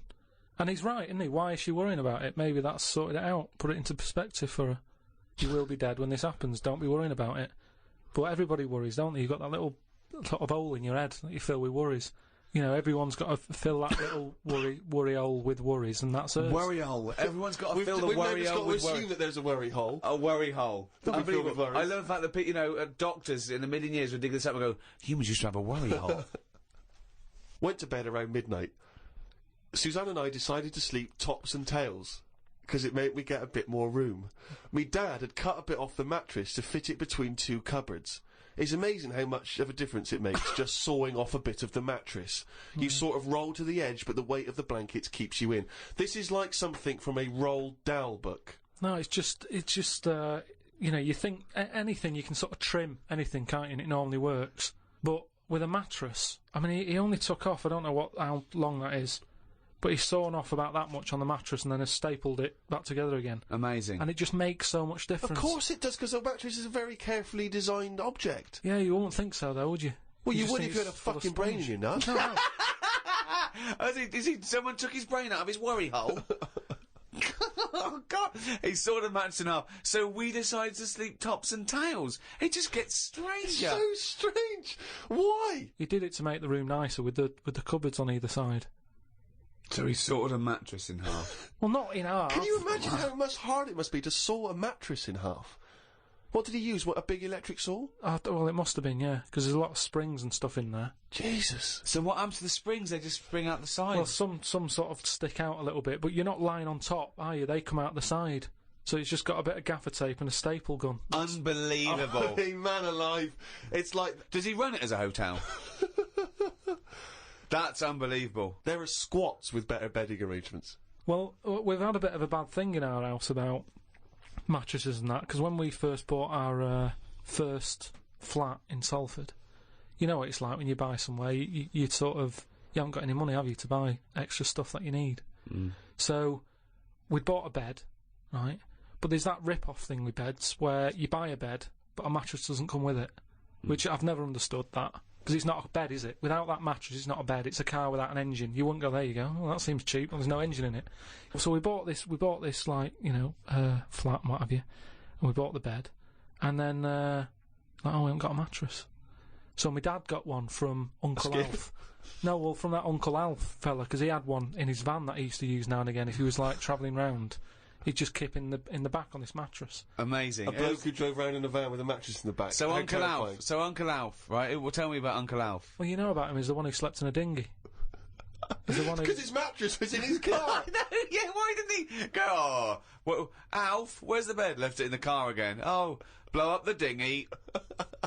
Blow up the dinghy. I'm not going to go out and get it. Not at this time of night. So anyway, my dad got me his mattress, and it just stunk of diesel. And Suzanne was like, "Oh, I'm not happy with this," and I think she realised sort of what sort of family she got herself into. Stuff. Wow, she landed on her feet when she got you. So now she's always a bit touchy about, you know, mattresses and things. Unbelievable.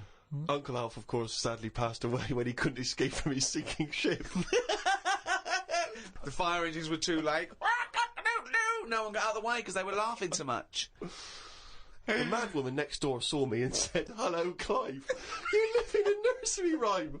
The old man down the road, the old woman next door whose mum's a witch, Uncle Alf who lives in a dinghy. This is like not a real place. It's like fucking Narnia. It's a children's TV programme. Unbelievable. Oh, God. Oh, just all of them there on this broken mattress trying to find the golden ticket. Oh, God. Oh, God. The old fella down the road talked to my dad a bit. He kept bees in the back garden. Oh, for fuck's sake. Here comes the bee man. His Yorkie dog was knocking about when he was messing with them, and it ended up getting stung 150 times. Oh, little bastard! What is he doing? It's not dead, but it cost a lot to get all the stings out. I don't know why people keep dangerous pets and insects. The amount of gear he had to wear to play with them is balmy. I don't think he's playing with the bees. He's not playing with them, is he? Well, what is he doing then? Well, I don't know, but I think he should get the dog the same protection. Yeah, but that's just it, isn't it? It's like you can't mix your pets. If you've got a snake, you don't have a mouse. Do you know what I mean? They don't get on. And it's the same with them. Don't have bees. I can't imagine one bit of enjoyment. The only thing he does is the honey. And it's like, well, how much is that to buy? It's not worth messing about wearing a big white suit just to get some honey. There's a shop down the road. Bees are kept for a very good reason, aren't they? What? For honey. Yeah, no, but like I say, you can buy honey for next to nothing. Where do you think... What do you mean? But where does the honey come from that you buy? Yeah, from some proper bee farm. Let them do it. All he's doing, he's not making loads of pots of honey. He's looking after himself. And the thing with honey is it doesn't go off either. No, it doesn't, no. So get 10 bees, get the honey made, kick them out. But you eat the honey, that's the point. Yeah, I know, but it doesn't. You can't eat it and then it's still there in the jar. It's not magical. Maybe in your world, no. Uncle Fred had that never-ending jar of honey. But how much honey do you eat? What I'm saying is, it's one of them things in it that you buy, and you can move into a new house, buy some honey, and when you leave that house, that honey's still in the cupboard. You don't eat that much of it. So get 10 bees, get your honey's worth. 10 bees! Imagine keeping 10 bees! Well, just get them to do the graft. If you've got loads of bees, they're not all pulling the weight, are they? Because they'll go, well, I'm not doing any, because I'll leave it to the others. No. If you've got 10 bees, you know that none of them are pulling the weight if there's no honey. That's what I'm saying. No, it's not a workhouse. Bees don't knock around saying, I got a bad back. Anyway, back to this reading from the Twits. The news covered a story about a fish that knocked about 400 million years ago. It was 33 feet long and had a jaw strong enough to eat a shark in one go. All the dangerous stuff seems to die out, and yet things that you think wouldn't stand a chance, like worms, are still here, yet they have no legs or eyes. I saw a future human in the news article the other month about the future woman. She had 3 breasts. They looked all right. Well, no, that's not... I can't see how that's going to ever evolve. No, well, they say about how about evolving and that. I read that there's going to be ugly people. People are starting to go ugly. Yeah, they're still going to have bilateral symmetry, I imagine. I don't know what that means, but well, I'll tell you now, right? They're talking about, like, people who are just like, you know, you look at them and you go, oh, look at the state of that, right? And it'll get to a point when we're all so ugly that no one will have it away, and we're just going to die out. Well, that's not true either. That's not true either. That is the biggest worry. Well, no, so... That's the world's biggest worry. So as we evolve and we change, our mindset doesn't change. We're still going, I wish we looked like they did 1,000,000 years ago. I don't fancy anything. No, but look how things do change. But why are we all going to get ugly? I don't understand. It's just the air and stuff, isn't it? It's just The air or the hair? You know, the air that we breathe and stuff, and the food we eat. Everything's changing, and we're not going to look that healthy, and we're just all going to go ugly. You've only got to look at some stuff that's in the sea, and you think, look at the state of that. What's and that's that got to do with the human evolution? But the stuff Because in the they've been sea is around still longer. propagating. Yeah, but they've been around longer than us. But it's still reproducing, so your theory falls down. But they're deep down, aren't they, in the dark, so they probably can't see what they're having it away with. If they were up on the outside, they'd have died out ages ago. Why? Because they wouldn't fancy the other stonefish or Yeah, because they're sea really slug. odd-looking. I can't remember the name. I think it was a viper something. It was just a head. But Carl, A the fish reason... that's just a head. It was well ugly. Watched a programme about the twins this morning. It was filmed 16 years ago. They are mental. They did everything together, including the vacking up. Phone calls had to happen twice so they could both have the same chat, and they said the same stuff at the same time. Well weird. The bloke who I watched it with, I don't know who that is, just some homeless guys that you just invited into the No, flat? just someone I've been sort of working with. Sure, a mate of yours. He said he fantasised about having it away with a pair of twins. I don't see the point in this. If you're going to have two of something, I would prefer to have two different. Have two different women. If I had two cars, I wouldn't have the same one twice. Same rule with women. I don't even normally like buying the same pair of trainers twice in a row. No, if you're going to have something new, make a change. It's like that fella who was going out with a woman and then left her and went out with a twin sister. Not worth it. Not worth it! It's not worth the upheaval, is it? Because it's exactly the same model. I watched the final of I'm a Celebrity, Get Me Out of Here. It was between singer Jason Donovan, singer Mylene Klass, and singer Matt out of a boy band. I had my money on Donovan, but Matt won it. I think it was because of his last task. He ate a fisheye, some grubs, a big fat insect that they have on every year, a crocodile knob, and a kangaroo anus. I feel like we've come there, Rick, to where we entered. It was this time last year when we first started the podcast that we were talking about I'm a Celebrity, Get Me Out of Here, and you coined the famous phrase, I could eat a knob at night. Yeah. So it's full circle. It's just the last series finished recently, and it was astounding that he ate a crocodile knob, he ate a crocodile eye, he chewed up and swallowed a kangaroo's anus, which I to be honest, I didn't know was a food stuff. Could you eat any of that? If I had to eat any of them, it would have to be the anus. What, really? Yeah, more than the other stuff. I couldn't eat anything that's still alive. No. I 'cause, agree. I I think couldn't it's eat a bit- any of that.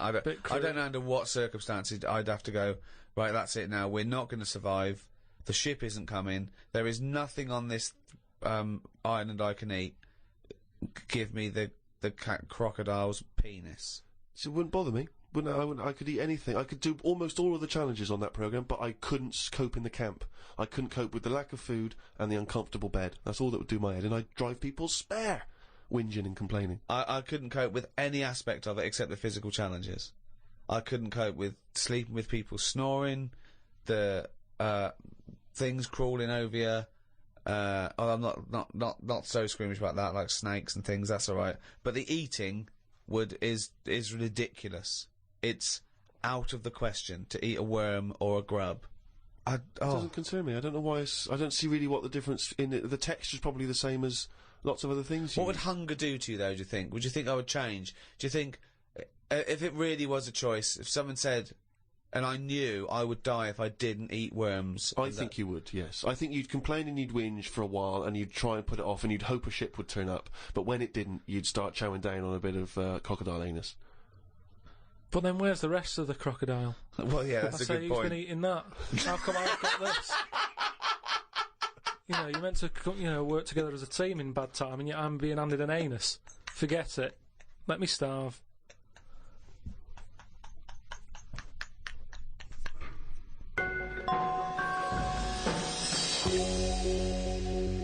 Well, thanks for listening. That was the Christmas podcast. We should say the winner of the last competition we did. They can win the podcast book and Flanimals and the extras book that's out, still available, All available. and the CD. The three CD set of the best of the podcast. Yeah, Is that with right? Series 1. a brand new hour. If you haven't got that, get out. Maybe you've got some record tokens. Yeah, if you've got record tokens or book tokens, those are the perfect things to spend them on. Or £50 from your auntie. Exactly. Go and buy one of those. And the winner was Stephanie Prow from the Wirral. Well done, Steph. Well done. Well, thank you to Positive Internet, the guys that host this podcast. That's the end. That's the end of the Christmas podcast and the end of this team for a little while. Yeah. It's been great. So it's goodbye from me, Ricky Gervais. Goodbye from Stephen Merchant. Goodbye and Happy New Year. And goodbye from Karl Pilkington. All right. All right. That was all right, wasn't it? Yeah, it's good. It's all right. What are you doing now? You got time for a coffee or something? I can't now. I'm going to the, you know, the orphanage for terminally ill kids. Oh, yeah. I'm going down there. I'll go down there every Christmas and Do you? entertain them. Oh, well, I bet that's lovely for them. Yeah, no, I've actually written a song I'm going to perform. They see The Office and see that I sing in that. You've written a song for them? Yeah. Well, could we hear a bit? I mean, what? I don't want to put you on the spot, but you've got the guitar there, isn't it? Yeah, hold on. I wrote this for a kid. He's a brave little guy. He's only about 10, but it's heartbreaking. He's Don't cry, it's Christmas. Santa's coming soon. Though you ain't got a mommy or daddy, Santa still loves you. And he's riding on his reindeer to trample down the gloom. So don't cry, it's Christmas. Santa's coming soon. Don't cry, it's Christmas. Santa's feeling kind, though you know you'll never see him. He's not just in your mind, and it's not that he's invisible. It's because you're going blind. So don't cry, it's Christmas. Santa's feeling kind.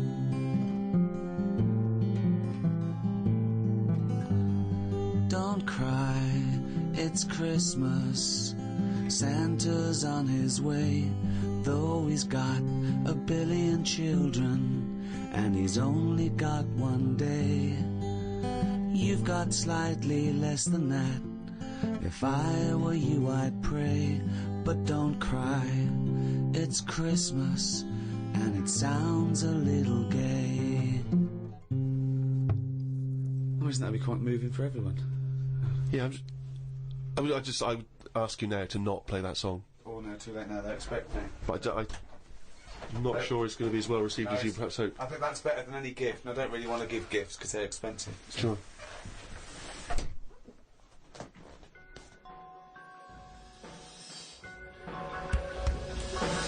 The Ricky Gervais Show on Guardian Unlimited.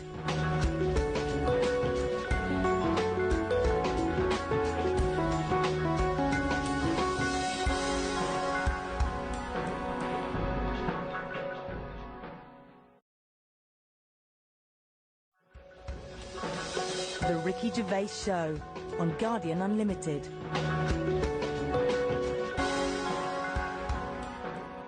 Hello, welcome to another podcast of the Ricky Gervais Show with me, Ricky Gervais, Steve Merchant. Hello. All right. And, of course, Karl Pilkington. Rick, you'll be pleased to know we've already had some responses. You remember last week I mentioned that you can email us on podcast@rickygervais.com if you've got anything for Karl or you or I. And Simon and Mark have already emailed us in this link to something that was on the BBC News website. I don't know if you're familiar with this, but it's a remarkable story. Well, I'll give you the headline straight away, and you can draw your own conclusion. Lion mutilates 42 midgets in Cambodian ring fight. That's just the headline. That's a hell of a headline. That makes me want to know more about the story. Well, that's what a headline should do. I mean, I think we'd all read the news. We'd all take more interest in the news if they could open the BBC News at 6 o'clock every night. Bong. Lion mutilates 42 midgets in Cambodian ring fight. Bong. We'd definitely pay more attention.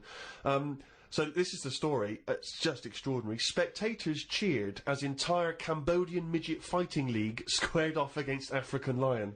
Now, I didn't even know there was a Cambodian midget fighting league. You're an ignoramus. Everyone, of course, has heard of the CMFL. which is genuinely what it's known as in Brilliant. Cambodia. Now, like you, I don't know who the Cambodian Midget Fighting League are normally fighting. I don't know what tournaments... I assume it's each other. Well, I assume each other. It's midget fighting then. Yeah, well, let me just give you more information, and then we can dissect it afterwards. Tickets had been sold out 3 weeks before the much-anticipated fight. The fight was organised when an angry fan contested Yang Shamoni, president of the CMFL, claiming that one lion could defeat his entire league of 42 fighters. So this bloke is going to the president and going, I reckon a lion could get all your midgets. I reckon he could destroy all of your 42 midget fighters. Now, apparently, Shamoni, the president of the CMFL, he takes great pride in the league, and he's conveyed in a recent advertising campaign that his midgets will take on anything, man, beast, or machine. Now, I don't know what kind of machine, again, midgets are fighting. But don't the midgets have a say in A this? washing machine. I don't The know. midgets going, all right, keep it down. No, they won't fight anything. Well, we won't fight anything. We'll fight each other. We're sort of like equally matched. No, you'll fight a beast or a machine. No. I'll fight another midget. I will fight any midget. Is what. When I said I'll take on anything, I meant another midget. Machines. So this bloke goes, I reckon a lion could take on your midgets. He goes, rubbish. Yes. And that is why an African lion was shipped in especially for the event, which took place a couple of Saturdays ago, in the city's Colosseum. I mean, they've got a Colosseum, Rick, which is already brilliant. So hold on, this is sanctioned by the city? Well, the Cambodian government allowed the fight to take place under the condition that they receive a 50% commission on each ticket sold, and that no cameras would be allowed in the arena. We'll take 50%, but you know, for dignity's sake, there's no cameras. You know, we don't want to make this into a circus. Spectacle. Yeah.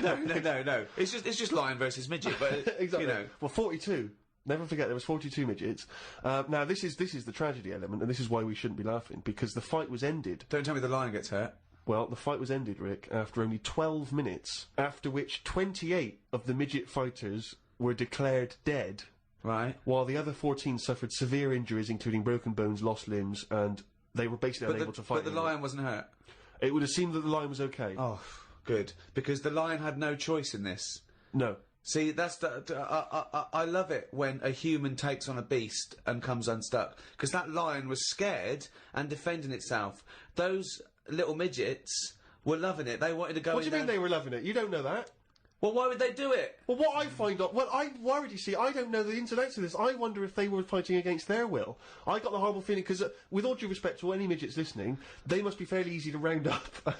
You could probably corral some midgets fairly easily. You know, you only need some regular full-size people, and it'd be easy to grab some midgets and take them away, whisk them away, put them in a cage. No, because no, because they don't. Because a lot of them stand on each other's shoulders and wear a long coat. Sure, but... And a hat, and you go, oh, that's not a midget. No, Let him go. well, those ones are getting away with it. They're fine. They're wandering around, you know, fine. Because who's voluntarily going to join the Cambodian Midget Fighting League? But midgets who want a bit of action, who want to fight other midgets, they're allowed. They want to fight. They can't get in real boxing matches because the fellas are too big for them. But they can go, well, I'll tell you what, let's have our own little fighting league, right? But if I was on the Cambodian Midget Fighting League, I'd be livid. I'd be thinking to myself, well, I can't believe I listened to my agent and he's put me up fighting a lion. I mean, I should have just taken Panto in Grimsby. I can't believe that I can't believe it. But hold on, though. I thought Are they all really midgets, or are they lumping in dwarves with them? It's not specified, Rick, but But that annoys me when people say, oh, look at these midgets, and I go, hold on, no, they're making up the numbers with a couple of dwarfs there. That's clearly only 39 midgets and 3 dwarves. Sure. Well, that's amazing. Karl, what are your thoughts instantly? I mean, you're bound to have a take on that. Whose side am I meant to be on there? What? Well, I'd be on the lion side. I'd never go to a bullfight, but I love it when I see a matador gored to death. Because, again, the bull doesn't want to get in that ring and fight a bloke with swords, okay? So I love it. I think it's disgusting. And when someone says a midget versus lion, I'm thinking, well, it's okay if the lion wins, to be honest, because they haven't got a choice. So, and I hate it when people go, oh, I went to a bullfight when I was in Spain, but it's the tradition, isn't it? Oh, well, there's loads of traditions that we don't adhere to anymore. So I say it shouldn't have happened, of course, but if it happens, I'm glad the lion isn't hurt. See, what's annoying me is I've sent money to Cambodia because apparently they're hungry and haven't got any energy. So what's going on? Well, it's much easier to fill up a midget than it is a regular Cambodian. You know, they're I just happy feel on like a Mars bar. I'm being cheated a bit. You were conned before with a charity, weren't you? Well, a few times, yeah. What about the old lady? What was that? I got stopped, and it's like they sort of drag you in by saying, "Have you got a gran?" And I said, "No, they died," and that. It's like, oh, did they die of the cold? No, ill, what have you, just old age. He said, well, what happens with a lot of people's grands is they die in the cold, right? So I was like, oh, that's bad, isn't it? Anyway, so she's chatting, and she's showing me pictures of these old women who look cold, right? Saying, look at her, that's Edna. She's got no family, she can't pay the bills and all that. Yeah. So I'm like, oh, yeah. Anyway, it goes on for about 15 minutes, and you feel bad. You give them your bank details, right? And what happens is, every couple of months, you get a letter from Edna. Well, it's not from her, it's typed up and what have you. But there's a picture of Edna, right? And it's saying, oh, this December, Edna's going to be extra cold. It's cold outside, she can't afford to pay the heat and what have you. Yeah. Keep going, right? So you keep paying every month, like £5, whatever. Get another letter a few months later, right? Edna's sat there. She's got a tan. What do you mean she's got a tan? Well, when they said, she's cold, I thought they meant for the heating, not to send her on holiday for a month. She sat there with a tan. I'm not joking. Are you sure it wasn't just a slight problem in the printing? No, definitely. Sure, it wasn't well happy. Sure, it wasn't liver failure. This is a terrible thing to say, but when I see those people approaching now with the clipboards on the street, I always get my mobile phone out and pretend to have a conversation. I've done that one. The number of fake conversations I've had walking past them now. Well, I felt sorry for them, right? Because I thought, to be fair, I've got about 10 standing orders where I felt sorry for them on court. Right, I thought they're doing a good deed. The least I could do. I find out they're on about £8 an hour. Are they? Yeah. They're not just doing it out of the kindness of their hearts. Well, I don't want to lie. I thought they were volunteers. I thought that was at least why I should feel guilty. If they're getting paid to do it. I don't know. That could be wrong. I think they do. What? I've heard they get paid and that. Well, if someone knows, maybe email us. podcast@rickygervais.com is how you can get in touch with us. If you know if these guys are getting fleecing us twice. I heard something. Carl thinks that. You think they're not. I don't know anything, but anything that will allow me. But let's find out, because I don't want to slag them off, because they're obviously doing a good thing. So we find this out. It's this is an educational show. I tell you what, though, right? Because we've talked about homeless people before and that, and I walked past one the other day. He's always cheerful, right? But don't you think, right? If you had a company, it's worth taking them on, because they never have a lie in. Brilliant. I'm finding it quite exhausting now, because a lot of the homeless I've encountered recently, they're not even after my money. They're just looking for conversation. While I was walking along the other day, and I don't know what you're supposed to say to this, we were both walking, happened to be both passing a Chinese restaurant. He glanced in, he looked back around to me, he went, woman in there with 3 phones, 3 mobile phones. Why does she need 3 mobile phones? Got nothing to say to that. Got no opinion. Got absolutely no opinion of it. And I was thinking, what's going to have, and you know that thing when you suddenly you got across the road conveniently to just get out of it. And there was another mad woman who started going, she was walking past me, she went, do you want to come to my church? I went, no, I don't believe in God. She went, do you believe in God? Oh, 20 minutes. Conversation, 20 minutes. It was unbelievable. I got to a point where I was so angry with her, I was shouting out from across the other side of the room. I was the one who sounded like a nutter, going, there isn't a God! But you see, when does it become, bad to avoid people like that? Do you know what I mean? Because some people say you shouldn't, they're people like us who just had a bit of bad luck. Well, of course they are. Yeah, I know, but I remember one on our estate, right? And she was a bit, what's the word that you can use? Because I don't want to offend anyone. But I'd say, but sort of mental homeless. Is that a term? That's the official term. I think that is the new official term. It's mental homeless-itis. Right, so she lived on the estate and what have you, and she aged... How was she homeless if she lived on the estate? Well, she sort of decided to stay around there, because I think people on the estate spoke to her more than people who had money. Do you know what I mean? Really? I was going to say, why would she choose an estate not to live in, as opposed to a walled... sort of lovely community. Yeah. Why not go to St John's Wood or... Yeah, or I'd hang around in maybe, say, the Maze in Hampton Court. Exactly, No one's expecting to see a homeless person as they're trying to find their way around. Well, imagine the cash you'd make during the summer. The rich sort of Victorians used to keep sort of homeless in there as a little folly, and they used to pay them at the end if they stayed there for 3 years. What do you mean there? Were they paying? It was fashionable to have a little homeless little hobbit in your outhouse. Seriously. And what did they have to do anything for the money? Run, dance, no, they just had to tigers? be there. No, they had to be there when they brought around. They go, look, that's our little catweasel fella right. living in our folly. Yeah. And then they got money, at the end of it. There's just really rich sort of Victorians and stuff. That's a great idea. They should definitely bring that back. Because, you see, I would give a lot more to shelter and those kind of charities if I could have a homeless guy come around and do my bidding. I could make him And dance. they had a really long beard and rags. Exactly. Yeah. And I could just make them do dances for me, or, you know... And he was somewhat magical, possibly. That Yeah, would you go, weren't riddle too me sure. dee, fiddle me do, what is my name and who are you? Exactly. And then, yeah. But anyway, so this mental There's a little idea homeless- for shelter if anyone's listening. Yeah. mental homeless woman on the estate, and what she used to do, right? She acted quite normal, and she used to always push like a pram around with her, right? Everyone was like, she can't have a kid, can she? Right? And she was dead happy every day. She was up and down, walking up and down the road. Anyway, one day she got to walk past, right? Turned round and looked in the pram. There was a bucket with a face on it.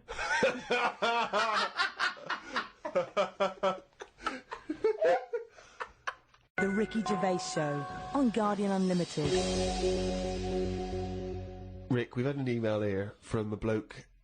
I think you're going to respect him, because I think you can tell straight away from his name that he's the kind of guy you'd want to hang out with. Go on. I know how much you love fun people. Yeah. Well, Paul, and he's calling himself this, Paul the Party Animal Parker. He's emailed in. He's given himself that moniker. Right, I assume they're in sort of like quote marks, They're are they? in speech marks, yeah. Paul the Brilliant. Party Animal Parker. And he's calling himself that. Yeah. That I can't wait. So when you picture him, what are you thinking? Millhouse. Right, okay. I think he looks like Millhouse from The Simpsons. Yeah. He's working in sort of an IT department, maybe? Yeah, for a large possibly. organisation? Oh, I think he might still be at school. Okay, right, yeah. Yeah, I think. And this is the vital question. Do you believe him to be a party animal? I believe him to be a party animal is as much as a man with a long scarf that his mum knitted him to look like Doctor Who can be a party animal, yes. Do you think that when people are organising parties at his school, they're thinking the first person they got to get on the list and make sure he's guaranteed as You've a got guest to take Paul the is party animal. Paul Parker. Because I bet he's got millions of affectations. I bet he wants to be known as the one that carries around a biscuit tin. Yeah. You know, he's got the scarf. He's the guy who only ever wears bowling shoes. It's his thing. It's his thing. He's a little bit kooky, it's his thing. But thank you very much indeed for your contribution. And it is fairly interesting what he sent in. He's found this on the web. I don't know why he's felt an affinity with this particular inventor. But anyway, there's a Serbian man, who has invented a sex machine for women. And he's appealing to Western women to test his device. He's from a town in, as I say, in Serbia. I guess Serbia? I guess that's right. Is that right? Well, I don't know. What does it say? Well, it says a Serbian man, but is it called Serbia? Yeah. Yeah. And what was all the Croatia-Serbia thing? Well, it doesn't matter now, does it? Okay. It doesn't matter now. It does to them. Otherwise they fought for nothing. What the hell do we know about world events? I mean, how long did that go on for? Months, I don't know. wasn't it?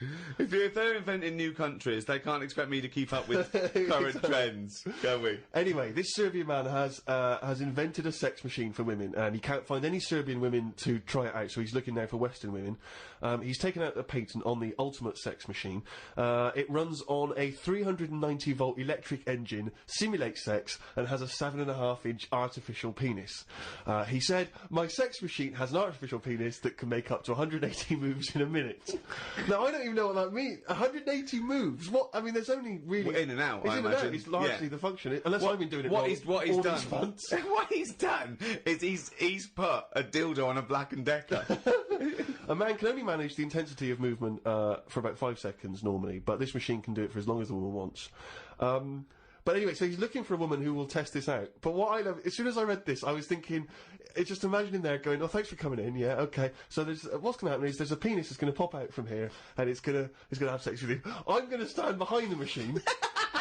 I've got to stand behind here. There's a lot of dials and stuff. I don't want to bore you with. Well, why do you have to stand behind it? Just I can't. It's technical stuff. But I got to be behind the machine. but there's no penis on the robot at the moment. It's just a hole. No, don't worry. What will happen is I'll switch the machine on. I'll go behind, and then a penis will appear. Will it be like a metal-looking penis? It will be a robotic penis, but it will seem like it's a regular fleshy human penis. So you're gonna all right. So you're gonna go behind this robot, Go behind the machine. disappear, Yep. and then a fleshy-looking penis is That gonna will appear through the hole when I switch the machine on. Okay, and that'll be the real robotic penis. But you won't see me for the duration of your section. So you've made this sort of like robotic penis look really realistic. It's really realistic. You will not be able to tell the difference between, say, the robot one and mine, for instance. Okay, well, I don't want to see yours. No, there's absolutely not. Because I've not come around here to have sex with a person. I know, you've come around to test the machine. Yeah, and that is exactly what you're going to get. Okay, Like well, use of mechanical action.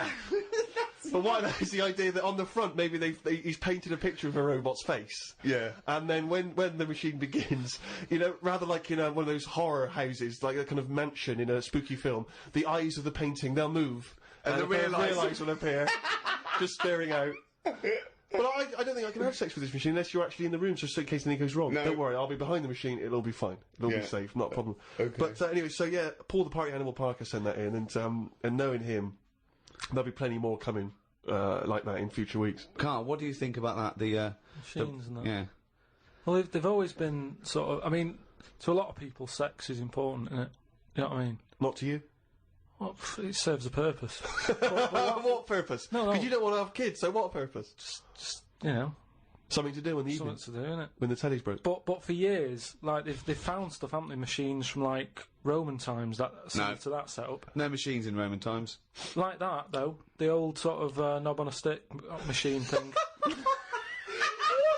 The old Roman I love that. stick. I'm sorry, but I watch Aqueduct. Time Team every week, and Tony Robinson has never done an old knob on a stick machine. I just think of Julius Caesar sitting down and go, okay, Aqueduct, we love that. Thanks for that. Straight roads, good idea. We can see the enemy coming. What have you got there? Well, I'm glad you've asked. Ploncticus. What have you got Glad there? you've asked. Wanklicus. What I've got here is a Yieldy knob, and I've put that on the end of a stick. Oh, a stick of smallus. Okay, well done, Wanklicus. No. Well done. You are my new right-hand man, as they say. No, excellent. But they do stuff like that. You've been in the London Museum and that, and they've got sort of sex stuff from years ago. They've got like these metal pants that they used to wear. I don't know what that is. Metal pants. Yeah, sort of Is metal. that a chastity belt? You mean? They used to make women wear them so that they When- could. when- have sex when- with No, men but who were- they had them for blokes as well, though. metal pants for blokes. Yeah, Why? just- So he had a little lot. So if he was away, he couldn't play away from home, and if he was away, she popped on a little. No, I just think they sort of like sexy metal pants. What? Oh, I don't know what you mean. What The are you sexy talking metal about? pants. Well, they'll have to look because I haven't got it in front of me. It's just something I remember seeing, some sort of sexy metal pants that they used to wear. But what are you saying? Sexy metal pants? Well, they that always was have not to British Museum. That was Soho. No, what I mean That was is on Compton Street. You were looking they in the always shop had window. to be ready for like battle and that, but these were a little bit sexy but protective at the same time. I love that. Right, I love I'll that. have to look I into love it. the I'll idea have that that's all you remember from the British Museum. So Lancelot, are you ready to face the Black Knight? Yeah. What do you think of these? Huh? What do you think of these? Well, I don't really care. Just I just want to look good on the battlefield. Well, they're both protective. Will there be women watching, cheering us on? Well, you're not going to fight like that, are you? What about your I'm going to wear nothing except these sexy metal pants. But what about your chest is exposed? No, well, it's a good chest. I've been working out. Yeah, I know. But what I mean is, you want metal all I've over. actually been lifting up the round table every week. I just work out, do that about 4 times a day. But that machine, right? Why did it have to be a woman, or could they have got a little gay fella in? I Let don't me know. just check. It doesn't actually specify the small print here. I love that. Why do you want to see a little gay fella be? I don't want to see it. I'm just saying they're sort of more. Why do, Carl? Why do you want? don't wanna see why it. do you want to I don't wanna watch a see it. gay man get buggered by a robot? I wasn't the one typing in gay machines on the internet finding stuff out about them. It's not a Steve gay was. machine. You just made it into a gay machine. Yeah, he wanted to pleasure women with this machine. Oh. You're saying, can I see a little gay fella get a robotic cock up his arse? You're the one requesting that, Karl I don't want that. Pilkington. I'm just saying that. You're the one that wants to see gay men with metal stuff up their anus. Oh, what I'm saying is they're more up for a bit more experimentation than. What are you saying? Why is that the case? Why? Why'd you say that? No, just they just butt plugs and that. I mean, what I'm saying is. What, you can't just say butt plugs and that. I'm just saying that I reckon they'd be up for it. What do you know I'm about saying. butt plugs? I don't know anything about them. I just remember seeing an advert for some once in a sex shop. What are you doing? What are you doing? No, I wasn't. I was just walking past. I was walking past the sex shop and that, and Your eyes you're sort of glanced looking. and Why were you walking past a sex shop? Just because I was on the way to work and that, and I passed one, and there was a little sort of one. It was open early, which I never understood. Right, it was about 8 o'clock in the morning. Right, and I Who's thought, rushing out for butt who's plugs rushing that out? early in Yeah, the who morning, needs yeah. them now? Right, but I I sort must of get had a bagel and some poppers on the way to work. I walked past it and it had like a little post-it note or postcard type thing, and it was like pop in now, buy an item, chuck in some free butt plugs. And I didn't know what they for. I'd never heard of them before. But all I'm saying is I've since found out what they do with them. What and do if they they do that with them, then Yeah. give them a go on that.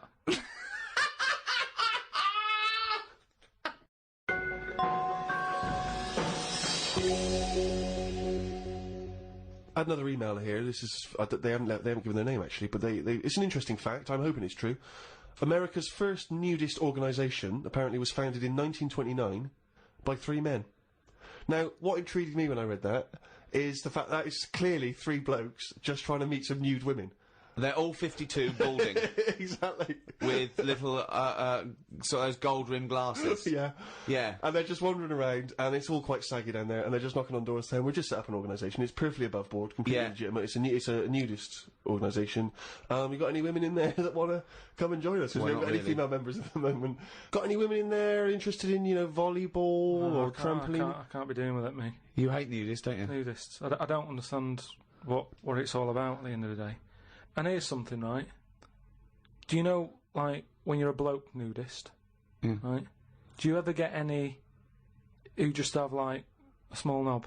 I don't know. I don't understand the question. What's that? What's your point? Well, are there any blokes who are knocking about who just have a normal-sized knob, or maybe a bit smaller than normal, who are happy wandering about showing off what they haven't got, if you know what I mean? I don't think nudists are just doing it because they're so proud of their knob. No, but there's got to be a little bit of that in it, isn't there? Why? Say like Jonathan Ross, right? He's nipped to see you now and again and what have you. He's what? He sort of nipped in to see you now and again. He's always happy getting his knob out because he's known to have this big knob, right? What So do you mean he's showing known? it off. Why is Jonathan Ross known to have this big knob? No, he just talks about it a lot, doesn't he? He's always saying about, but you'd like this, wouldn't you? And all But that. that's like I'm known for being a great lover. I say it a lot. It's clearly not the case. What Yeah, evidence but- have you got that he's got a big No, knob? but the difference is he's happy to keep getting it out. It's different, sort of me walking about going, "Oh, I've got a big one" and all that, and then but no one ever sees it. But Jonathan, sort of, he's always getting it out, isn't he? Have you seen him get it out before? I saw. Well, he did get it out, but I wasn't looking. What do you mean you weren't looking? How do you know it was out? Just because he sort of was moving it about and that, and I could sort of So see. you- No, I wasn't looking though. It was that sort of thing where you can see something moving about, but you're like, I'm not looking at it. What, like an owl seeing a mouse? It At, just, like... what I mean, it doesn't matter. All I'm saying is, So no, let's get back to this. You remembering vividly Jonathan Ross's penis? no. I Yes. don't mean that. What I But mean, why were you looking at his penis? I wasn't looking though. Well, I'm it was just saying- clearly not meant to be looked at. I'm just saying, most blokes who, nudists, they must be pretty confident in themselves to, getting it out. And I wasn't looking. It's just that. I mean, I looked once. Okay, what was it like? What? Sorry, you looked at Jonathan's once. No, or- no, Yeah. I was looking at another one. What? At the same what? time? No, Why no. are you looking at loads No. of men's What's penises? going on? Where are you Because going? What with is this? this? It's natural. That's what I'm saying. What do you mean? This As a is bloke- Carl takes a sneaky look at No, no. menscocks.com. No, what I'm saying is, it's Where natural. was this happening? You were in a gym. No, A lot of guys are getting changed, and you No, were just checking out their knobs. you're at your bedroom window with a pair of binoculars, No. and there was a little fella across the road getting changed. I was at some night out once. Go right? on. So you were at heaven, and you were in the It toilet. was some night out, and some people come running on the stage, right? Some music started coming on, and these 4 people ran out. It was 2 women. So 2 you're at a gay blokes. strip club. It wasn't gay in that. It was just a normal night out. Well, some sort of party night out. Right. These people come running on, right? You got 2 women. You got 2 blokes. Right. They whip their knickers off. The fellas whip their undies off. At the same Now- time? Yeah, all at the same time. Was it like a choreographed thing? like what's it? Chippendales. No, what like Cheryl Baker was in it. It was that thing where they sort of, on Eurovision Song Contest. Making your mind up Yeah. when Bucks Oh, Fizz Bucks ripped Fizz. off a larger skirt, conceding a smaller skirt. At no point did Bucks Fizz whip their knickers and pants When off. you said Cheryl Baker was in it, I was thinking, what? Didn't she used to host Record Breakers? I don't remember that on So- there. so that- Tea time on BBC One. So Go on. that happened, and all I'm saying is, right, before I had a look at the woman's bits, right, I just had a little cheeky glance at the fellas. Why? Why? Just checking it out, just seeing is everything normal down Why there. weren't your eyes drawn instantly to the ladies' bits? Don't believe me, I had a look at that. All I'm saying But you is, went to the guys first. just I didn't know how long pants were going to be left off for. So you didn't want to miss your opportunity, is what you're saying? You saw a window of opportunity to see some men's bits, and you thought, I better take it. No, because this may never happen again. No, So what happened? So there's two women, two men, right?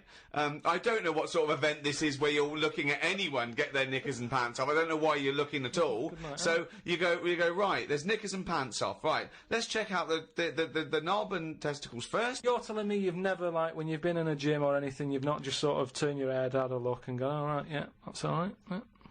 Been in a... Sorry, let's just get this question right. Have we ever been in a gym and just taken a sneaky glance at a man's genitals? Is that your question to us? Right. For me, it's the same as when you see someone who's a bit odd, two heads or whatever. Well, I'll be honest. If I was in a gym and a bloke came in with two heads, I'd look. I'd get a sneaky glance in the mirror. I'd go. Sorry, but you'd look at his genitals or his two heads? His two heads. Or would you you look at the heads and then think, I wonder if he's got two cocks, and just... I'd have to have a look there.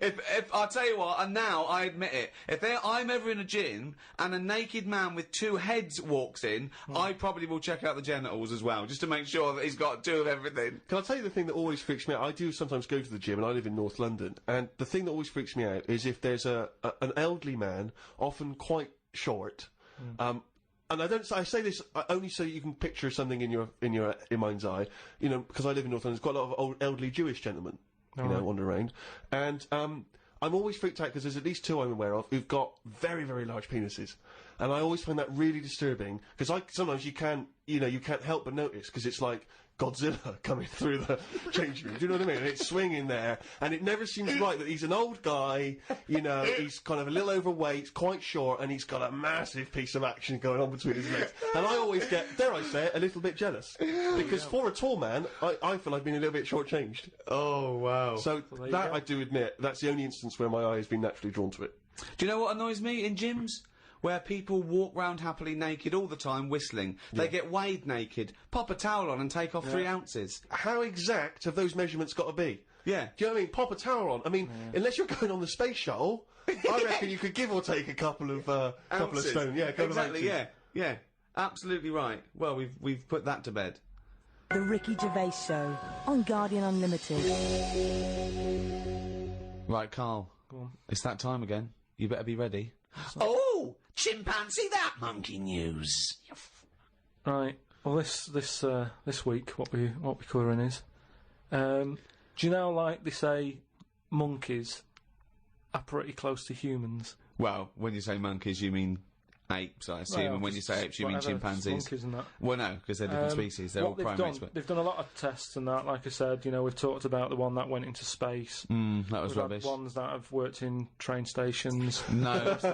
So the Barbers, was there a barber one? There was a barber one. He started off sweeping, didn't he? But he didn't immediately go in. Straight into, but he worked his way up, yeah. They don't do apprenticeship. They do a lot of stuff. I've seen the salon. He was probably the top student. But the thing is, you know, I mean, in a way, this is linked to the one in the salon.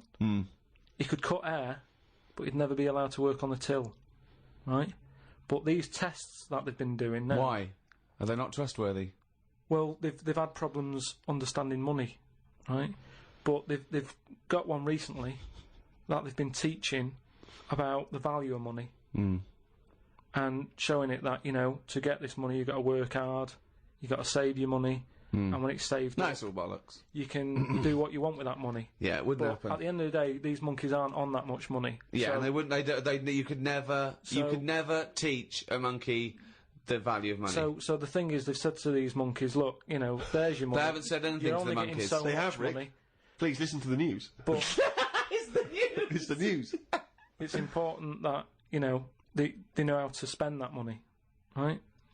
It's basic rules, really. It's what you teach a human about money, and it's what you teach kids. the So value of invest money. wisely. Invest and all that. Sorry, who's teaching they got these monkeys? past, So, Carl, stop. Just some people and that. But who? Where are these The monkey monkeys? people. But where are these monkeys? Where are these I monkeys think being? it's in San Francisco. Where are these monkeys though? What are they? Are they in a shop? What are they doing? Are they in homes? What are they doing? Just in like, the zoo? Well, probably just in like some sort of science place where science people are checking out monkeys' brains and that and seeing how they work. But they're happy. They're not. This is different to the news at 10. So listen. Well, yeah, but you can't interrupt the newscasters for one thing, Rick. Please. Sorry, go on. So there's these monkeys, right, and they've given them some money, probably about £5, and they said, right, off you go shopping, see who comes back with the best, sort of, how much can you get? You know, like in Ready, Steady, Cook. where they say, there's a £5, go and get some food. Anyway, some came back, and they were like, you know, they hardly had anything. Right? This is absolute shit. No, listen. This is bollocks. Listen. But one of them, right, he was away longer, to be fair. Yeah. Right, I think he came back last. But they were really impressed because he sort of said, this is amazing that you've got all this. Can't believe it. Give us the receipt, right? Oh, this is absolute Right, forget it then. Forget it. No, listen. forget it. No, this is absolute shit. We want to hear the end. No. Look, hang on a minute, right? So they said, give us the receipt and that, and they looked at it, and it was all official, right? And they went through it all, and what they were really impressed by is the way that they always went for the sort of slightly older veg, where you get 2 lots for the price of one. Right, you're absolute. So, and it just goes to show, This is right, absolute bollocks. Well, There's forget it no then. way. If you're There's not no gonna- way forget a it. chimp went It's shopping not- and right. knew what he was buying. It's I don't know why absolute. you asked me then. Well, it's absolute bollocks. Once again, you've made it up. You probably saw a headline it. on some sort of half-witted website, and you're talking shit. Right. Just to say, if you have any monkey news for Karl that you want to hear on one of these podcasts in future weeks, then you can email Karl, or indeed with anything Sick of at it. podcast at Ricky Gervais.